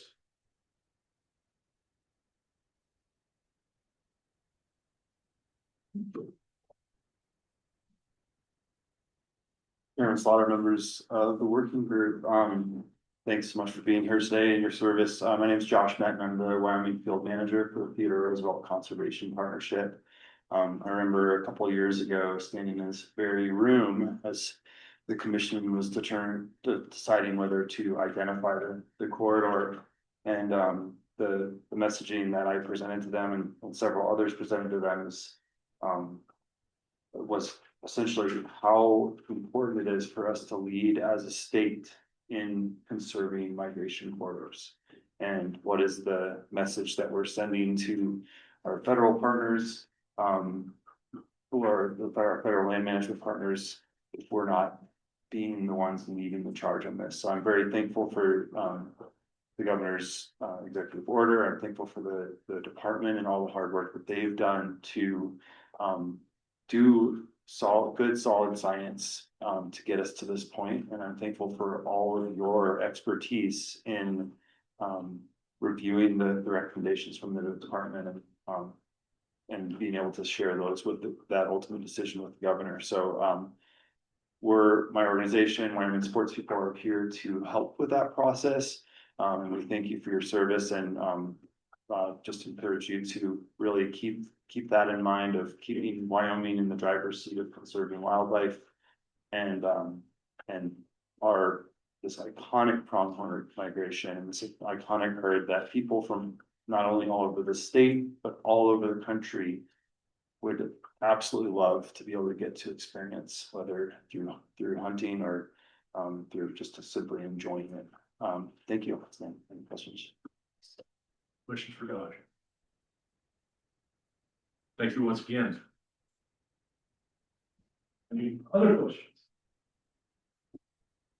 All right, do you have anything online? Nothing online? All right, well, we will close our public comments then and move on to our last item of business today, which is basically our conclusion and next steps. Sarah and I have had several conversations about this. So turn the time over to Sarah and give us an overview of what we've talked about, kind of where we think we would like to go, our time frame, and what we're going to do moving forward from here. Thank you. So today was, like I said at the beginning, a pretty big learning day for everybody. Got a lot of information. I think, our goals for the meeting today were to review the governor's recommendation, understand the executive order a little bit better and how it's implemented, and then gain a little bit of understanding about the Sublette herd and their migratory behavior. I think one thing I'd be sort of interested in hearing is, we got a lot of good information, but you might have questions already about, I absolutely need to know this next thing in order to move forward. We have some ideas, I think, that we'd like to bring forward for the next meeting, but would like to hear from you. I'd also like to hear from you about, did we give you too much today or not enough? I know we went through the presentations a little bit quicker than we thought. So maybe this was just the right amount to start, but if you give us feedback to do you want a longer meeting? Do you want to hear more? Do we need, keep it kind of like this? And then the last thing is just sort of looking forward to how we want our meetings to go. The chairman and I have kind of talked about a couple different ideas that we'll go over, but I think it was really great to get this first learning session under our belts, and then we'll probably not see each other for several weeks due to the legislative session that I think a lot of us will be focused on. But our idea is to come back together after the legislative session in person again, and have another in-person longer meeting that would primarily spend a lot of time on the biological risk and opportunity assessment, and then start hearing from other agencies and partners about their role in the executive order and the implementation, and start answering some of those questions about overlapping plans, protections, what does it look like on the ground there. Then the chairman and I talked about maybe doing a couple of virtual meetings that are much shorter, so we're not meeting in person, but we can meet a little bit quicker that way, maybe 1 week after another. And then have our final wrap-up meeting in person again together longer. But this is kind of open to you all because, you may need more information. You may say, we're ready to go. We've got all we need to do before the recommendation. So keeping it kind of flexible, just about what you need to know before you can start putting some draft recommendations together.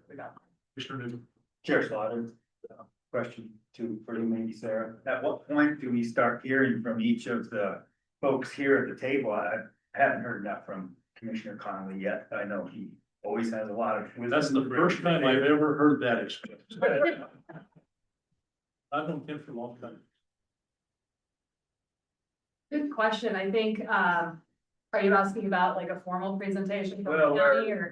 I'm just curious. I know each of the folks here at the table have a lot. We're here for bringing that wisdom to the table, and I am eager to, at some point when it's appropriate to hear from the folks and And I think if I can answer that, I think, starting with our next meeting, obviously this is titled a work study group.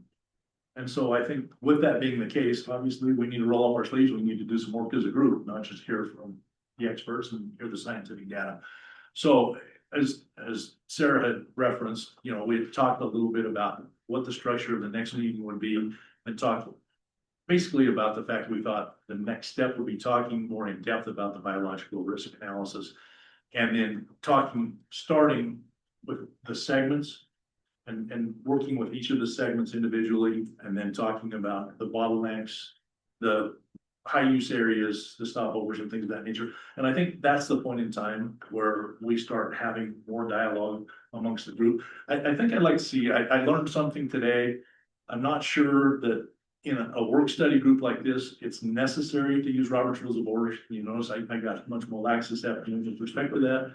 I think there will come a time when we will probably have more contention and controversy within the room. And at that point in time, it may be more important to have more structure. But I think in the process, as I'm envisioning it moving forward, we roll up our sleeves, we have this discussion amongst ourselves, and we bring those areas of expertise and our concerns to the group. And I think that's how we ultimately make this decision. And that's in working forward, in my mind, and I talked to Sarah just a little bit this morning about it, I've been trying to rationalize in my mind how to do this, because the governor's given us the charge to try and have this done by the end of the spring. That's a very short period of time to try and come up with a recommendation of this nature when we're facing, a month that we're not really going to be able to meet with the legislative session and things of that nature. So, I really thought after our initial conversations that we would try and do this in 5 meetings. It's kind of what my goal would be. I think that's what Sarah's original goal would be with respect to this. It's difficult for everyone to travel to Pinedale all the time. So that was where the thought of potentially doing virtual meetings would come in. And I've kind of divided things up. I tried to come up with, how can we do this in 5 meetings? So for the next meeting, I had thought we talk about the biological risk analysis findings and discuss it. In the 3rd meeting, we talk about land use, economic and community impacts. In the 4th meeting, we talk about management options and alternatives. And then the 5th meeting will be the meet where we have the threshold test. Does it actually meet the threshold to make designation at this point in time, and to draft our findings for the governor? So that's kind of my thinking along the lines of what Sarah was saying. If we could do this if the group feels we could do this with half-day sessions virtually, I would be in favor of that. If the group doesn't feel that way, I'm perfectly happy. We've made a commitment. I think everyone here is going to do the best we can to try and do this in person if we need to. So I think we need to hear from everybody. What do you think? I just had a really good sandwich for half the price of what you can pay in Jackson. It's not that long a commute to come down every day. Great, to come visit Wyoming. Wow. Okay, feelings with respect to that, Sarah, I didn't mean to No, jump in yeah, on that. that's fine. And I think, Commissioner Newcomb, I think some of the individual, perspectives that each representative brings to their respective user groups, that dialogue, I believe will come in once we start getting into these segments, especially once we get into this conversation about land use, economic and community impacts. I think we'll hear a lot, there'll be a lot more dialogue between our. I know that we'll especially be relying on you commissioners to bring a lot of those plans and economic impacts and community values from where you said to this conversation, and may ask you to invite some of your county folks to help us understand those more as well. And so we definitely plan for that. Comments from the group?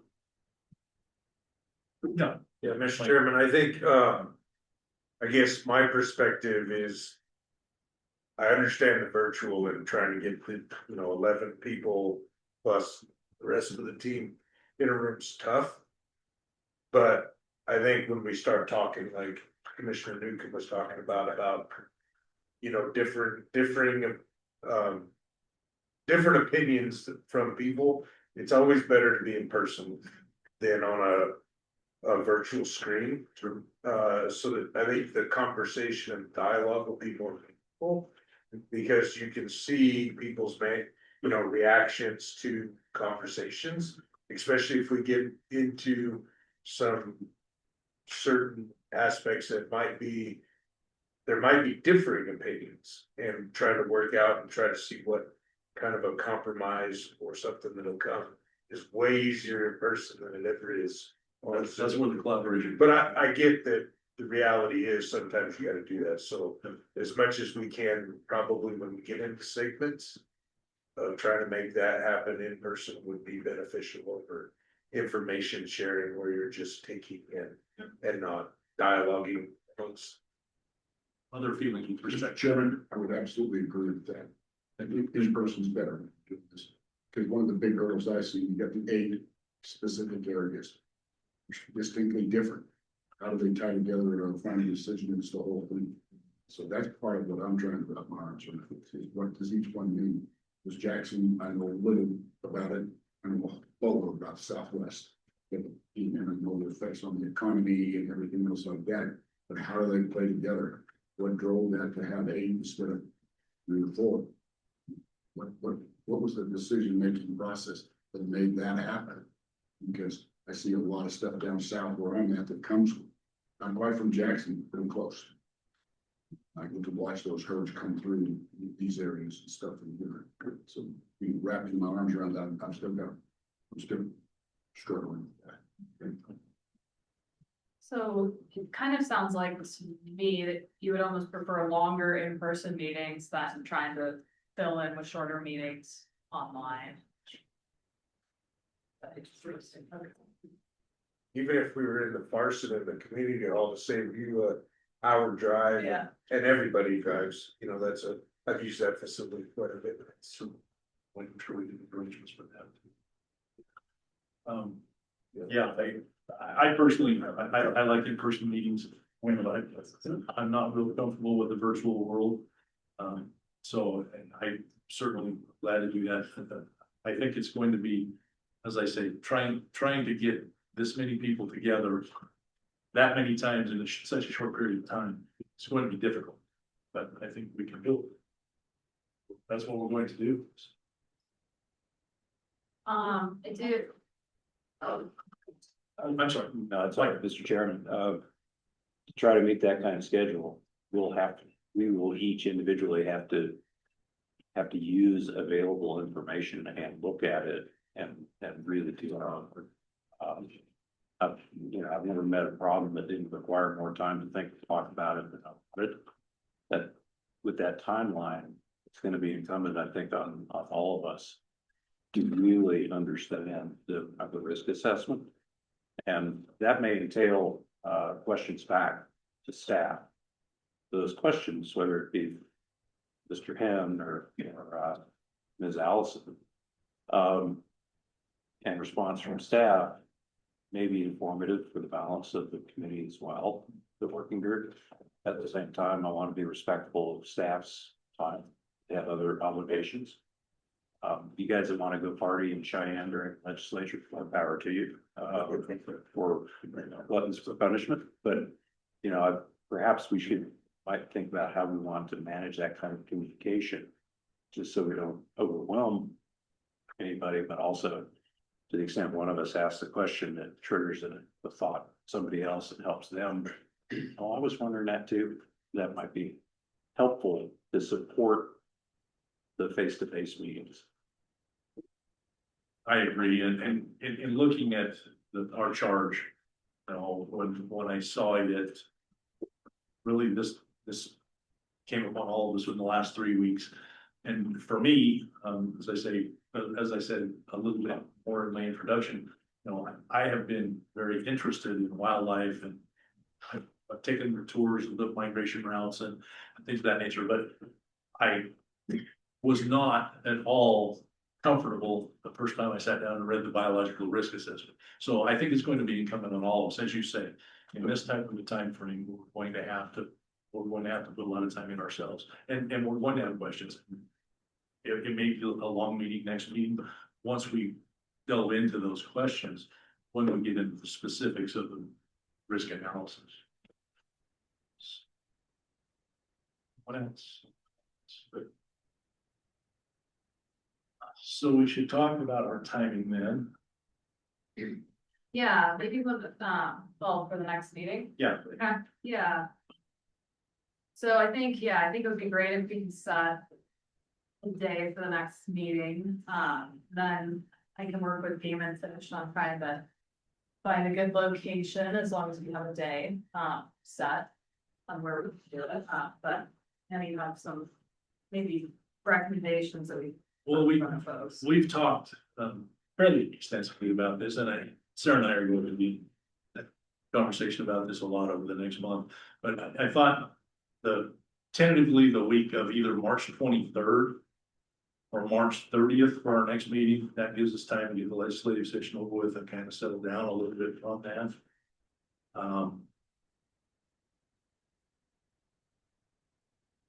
What are our feelings there? The 23rd of March, which would be a Monday, or the 30th of March, which would be a Monday again. Seems like Mondays are traditionally been pretty good days to try to do these sessions, because it's a good day for county commissioner generally, I think. So if we could consider those days. Our spring break kicks in 23rd. So I won't be here, I can. Person. When solar counts spring break. 30th.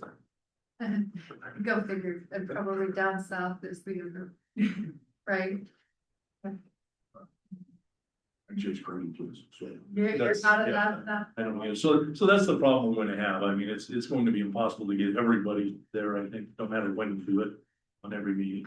So, is there anyone else that would have an issue with the 23rd? Okay. I'd be happy to try to carry a commissioner meeting tomorrow for. All right. I think we've got to do the as soon as we can. We have a volunteer or something. Yeah, I think the 23rd, then we'll set the second meeting for March 23rd. I think, as Sarah said, she and I will work together. She will work with the agency to try and set up the date and time for us.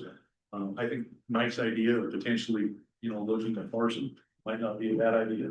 Ice cream. Yeah. We don't have any options on restaurants. Yeah, that's limited. On Mondays, it's really limited. You've got ice cream, you don't need restaurants. That's what I think. Especially with the size of the ice creams that you get there.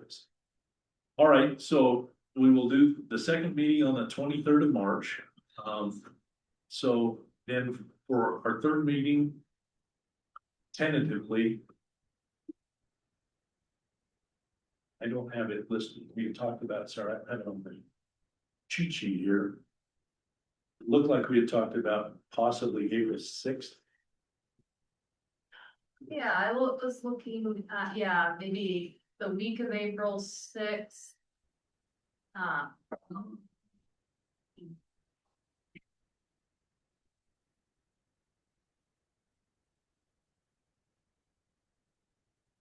Well, once again, that Monday would be the 6th.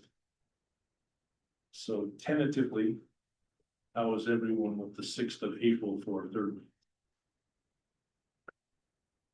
Not hearing anybody kicking or screaming. So. Well, And then I asked that because you only have a week in between. well. 2 weeks, Yeah, we- yeah, 2 weeks. I So, think we'd probably try to, talk about big land use plans, economic development, and community impacts. Just for those who have to travel, that's Easter Sunday. Yeah, If you gotta travel yeah. from Cheyenne or somewhere. okay, other options. How about April 9th? That would be Thursday. Okay. We have conflict.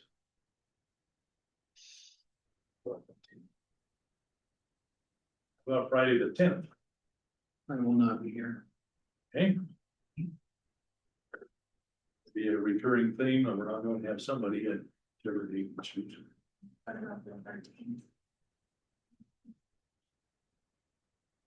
Monday the 13th, does that work for you? I'll have to try to participate virtually. We have to do that, certainly, we will make accommodation for that. Yeah. Okay.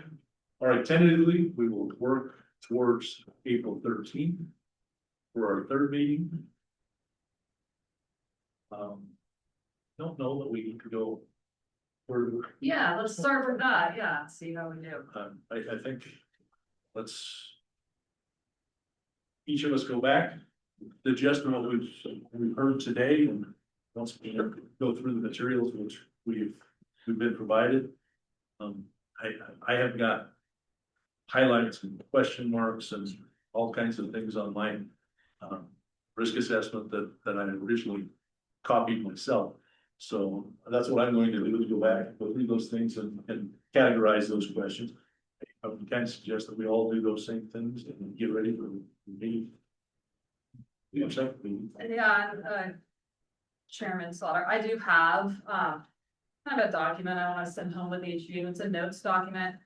What it does though is it kind of breaks out for you, the governor's charge into, you know, just a couple different note blocks. So if you're thinking back through this and you're wondering like, I have an idea about this. I want to give you one of these every meeting to kind of reflect upon what you've been thinking in between each meeting. And if you have ideas and recommendations that you think you want to discuss or questions to bring forward, this might help you organize some of your questions or thoughts for the next meeting. And then as we go along this meeting process, this will be a continuation. I assume that we'll start putting together a few recommendations, probably even just in our minds or our notes, before we get to that meeting. And so this could be a helpful tool to help you kind of think through those, and just an easy way to maybe organize your thoughts. Yeah, I'm gonna go back to my original analogy earlier today of us as a football team. And once again, as quarterback, I need to hear from my offensive line. I don't want to hear from the receiver. I want to hear from my offensive line. I want to hear from my running back. I need the feedback from each of you on what I can do better, how I can help you with the presentation of these materials. So please, I'll stick around today for a while. If anybody would like to talk about what we've done. Our goal is to certainly come up with the best recommendation that we can, and the only way that we do that is to have the best pilot. Please, take advantage of that. And I tell everybody in Sweetwater County, my phone is on 24/7. My wife gets mad at me every time I tell her that. I say that in public.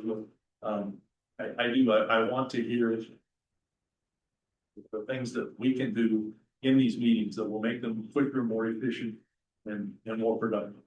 Mr. Chairman. Yeah, Commissioner. Mr. Chairman, in regards to an upcoming meeting showing biological risk assessment, may I request more information ahead of time of substance so we can be fully informed of what's transpiring, so we can come ready to discuss it rather than. What specifically would you like to have that we haven't got with respect to? Well, in regards to biological risk assessment, I don't know what you have. Okay. So there has to be information available. Yeah. So in the packet of information that you got today, you will find the risk assessment in there. There is a Google folder out there that Sarah's sent off, I'm sure to each of us also. It has all of the documents that we've got so far. It's got our agendas, it's got the executive order, it's got the governor's charge. It has got the risk assessment. So all of those things are in a folder that she has put out for us. I think we have all of those hard copies that have been supplied today. So if there's anything that you do need, reach out to either Sarah or I. We'll make sure that if there's something that's not there, we'll get it to you. Thank you. Mr. Collins. Just one quick thing, Mr. Chairman. to bounce some stuff off of you and Sarah without any stupid questions. There are no stupid questions. If I'm making clear about in public what we're doing. Sure. So when you get that feedback, if there's a stupid question, my suggestion, bounce them off you so we can share. I agree. There are no stupid questions. I have a lot of stupid answers. That's okay. But I got politicians who are called stupid. More often than we would like, for sure. Mike. Mr. Chairman, I'm curious. Folks feel about using the email that Sarah sent to us as sort of a group email for communication purposes. If we have questions we want to communicate, I'm assuming at some point the State Open Records Act applies or doesn't to what we're doing. I don't care about that. I don't want to, if folks don't want to use email as a communication exchange, I want to try to respect that. I find it really helpful. As long as, try to use it constructively, just to, for example, I have probably 8-10 topics I'm curious about more information on from reading the risk assessment. I'd like to shoot an email to you saying, could we get more information on 1 through 8, which might be useful to others or not? Would that be? I'm not an attorney, so I can't give advice as to whether it would be a violation of our public meetings act to do that. So then, this is a working group. So our work is done in public, but you're free to ask questions that will help us inform our discussions in between the meetings. Yeah. But, we fully intend on, having all of our meetings and discussions in public and have the opportunity for the public to come and listen and also ask questions of us. But questions that you have about what we need to deliver and discuss that, please shoot that to us. That will shape our discussions and that will help us get the right people here to present to you and give you the information. And I think that email group that we've got is the appropriate format for that. Great. Thank you very much. Sure. Other comments? Mr. Chairman, Yeah. you made, a notion that we're going to hear from other agencies, right, cooperative agencies with their work. Are we also going to maybe hear from project proponents and how they would have to work within NEO? I would think that would be certainly something that we would want to hear. I'm not sure how many of you had the opportunity to watch the Game and Fish Commission meeting. But if you had the opportunity to watch it, there were several public comments which were given with respect to fluid leasing, saleable minerals, and that nature. I think certainly that is a part of our charge, is looking at that. So, if that's something that we feel that we want to do, we can certainly try and schedule some respect to that. I'm not overstepping. So we had talked in the last discussion that Sarah and I had about trying to bring in our federal agency partners, bringing in the other state agencies, and then having obviously our local land use departments and that nature participate, but certainly having other interest owners or other stakeholders, excuse me, would be something that would be appropriate for that next meeting. So make those suggestions to us, and we would certainly try to comment those. Reach out and get other parties that would be willing to give testimony as to how it would affect them. Right, probably, work with them or. Sure. Mr. Chairman, Game and Fish let me know they have a supervisors meeting on April 13th, so it'd be really hard for them to come and help us out. So that would be a we might need to do some adjustment on that meeting. Okay, so April 13th is not going to work. Let's see, you've got.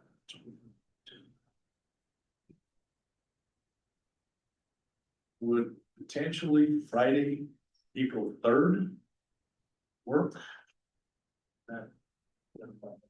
It's not giving us a long time in between.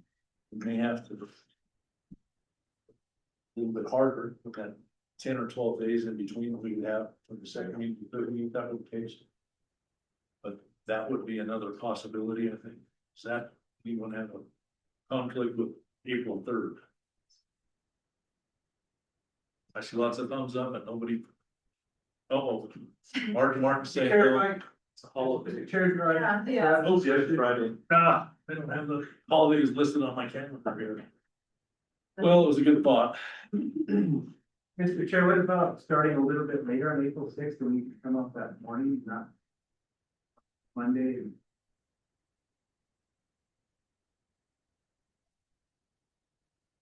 What does the group think of that? So maybe we're probably working a little bit later, starting the meeting a little bit later rather than starting at 8:30. Are Wednesdays pretty out for folks? Wednesdays? Well, that'd be. Depends on which Wednesday. potentially. The sixth would be the first working Monday for my board again. We always have a morning meeting and then an afternoon meeting in the town, and I can miss it, but they'll probably do something stupid without me. Well, you can blame it on Mr. Brennan. He was gonna carry your water, so. So you're proposing April 8th, maybe? I would be out for that, definitely go. I mean, I'll come down for the sixth if need be, no problem. It's just So if we were to do the 6th, Martin, what time? Is 10 too late to start? No, I don't have a problem with starting at 10. You know, we can go from 10 until 5, that would be something that would work. And I'll do The days are starting to get a little bit. I'll do that one virtually instead of the 13th. That'd be great. All right, okay, let's try that. We'll start at 10 o'clock on the 6th. And as soon as we can make arrangements for the place, we will get that out to everyone via our group email. Brendan talked about. Okay, awesome. Thanks for those adjustments. I just think we'll be super important to have Game and Fish here. Oh, Look at yeah. our meeting, we're gonna rely on them. Oh, we'll just wing it. Yeah. Caution to the winds. All right, anything else from our working group? Just want to thank everybody again. You know, this is going to be a process, obviously. It's going to be something that we're all going to have to put a lot of time in. But I see in this group, just in the little bit that I've had the opportunity to meet with you today, I think that we've got a group that can accomplish the goals in a fairly short period of time. I really want to thank the Game and Fish Department for their presentations today. And everything that they had presented for us. You know, it was nice to get the copies of the risk assessment and, you know, all of this information. I was fortunate to have the opportunity to look at a lot of it over the last couple of weeks. Made me feel much more comfortable in this meeting, not to say that I was still all that comfortable, but much more comfortable. Thank you to the governor's office. Sarah is going to be really instrumental in all of this. She's, as I said, she's our coach, probably. Through all this. So, with that, there will be no other business to be attended to. We'll adjourn this meeting. I wish everybody a safe trip home. Thank you. Thank you. Thank you, Coach.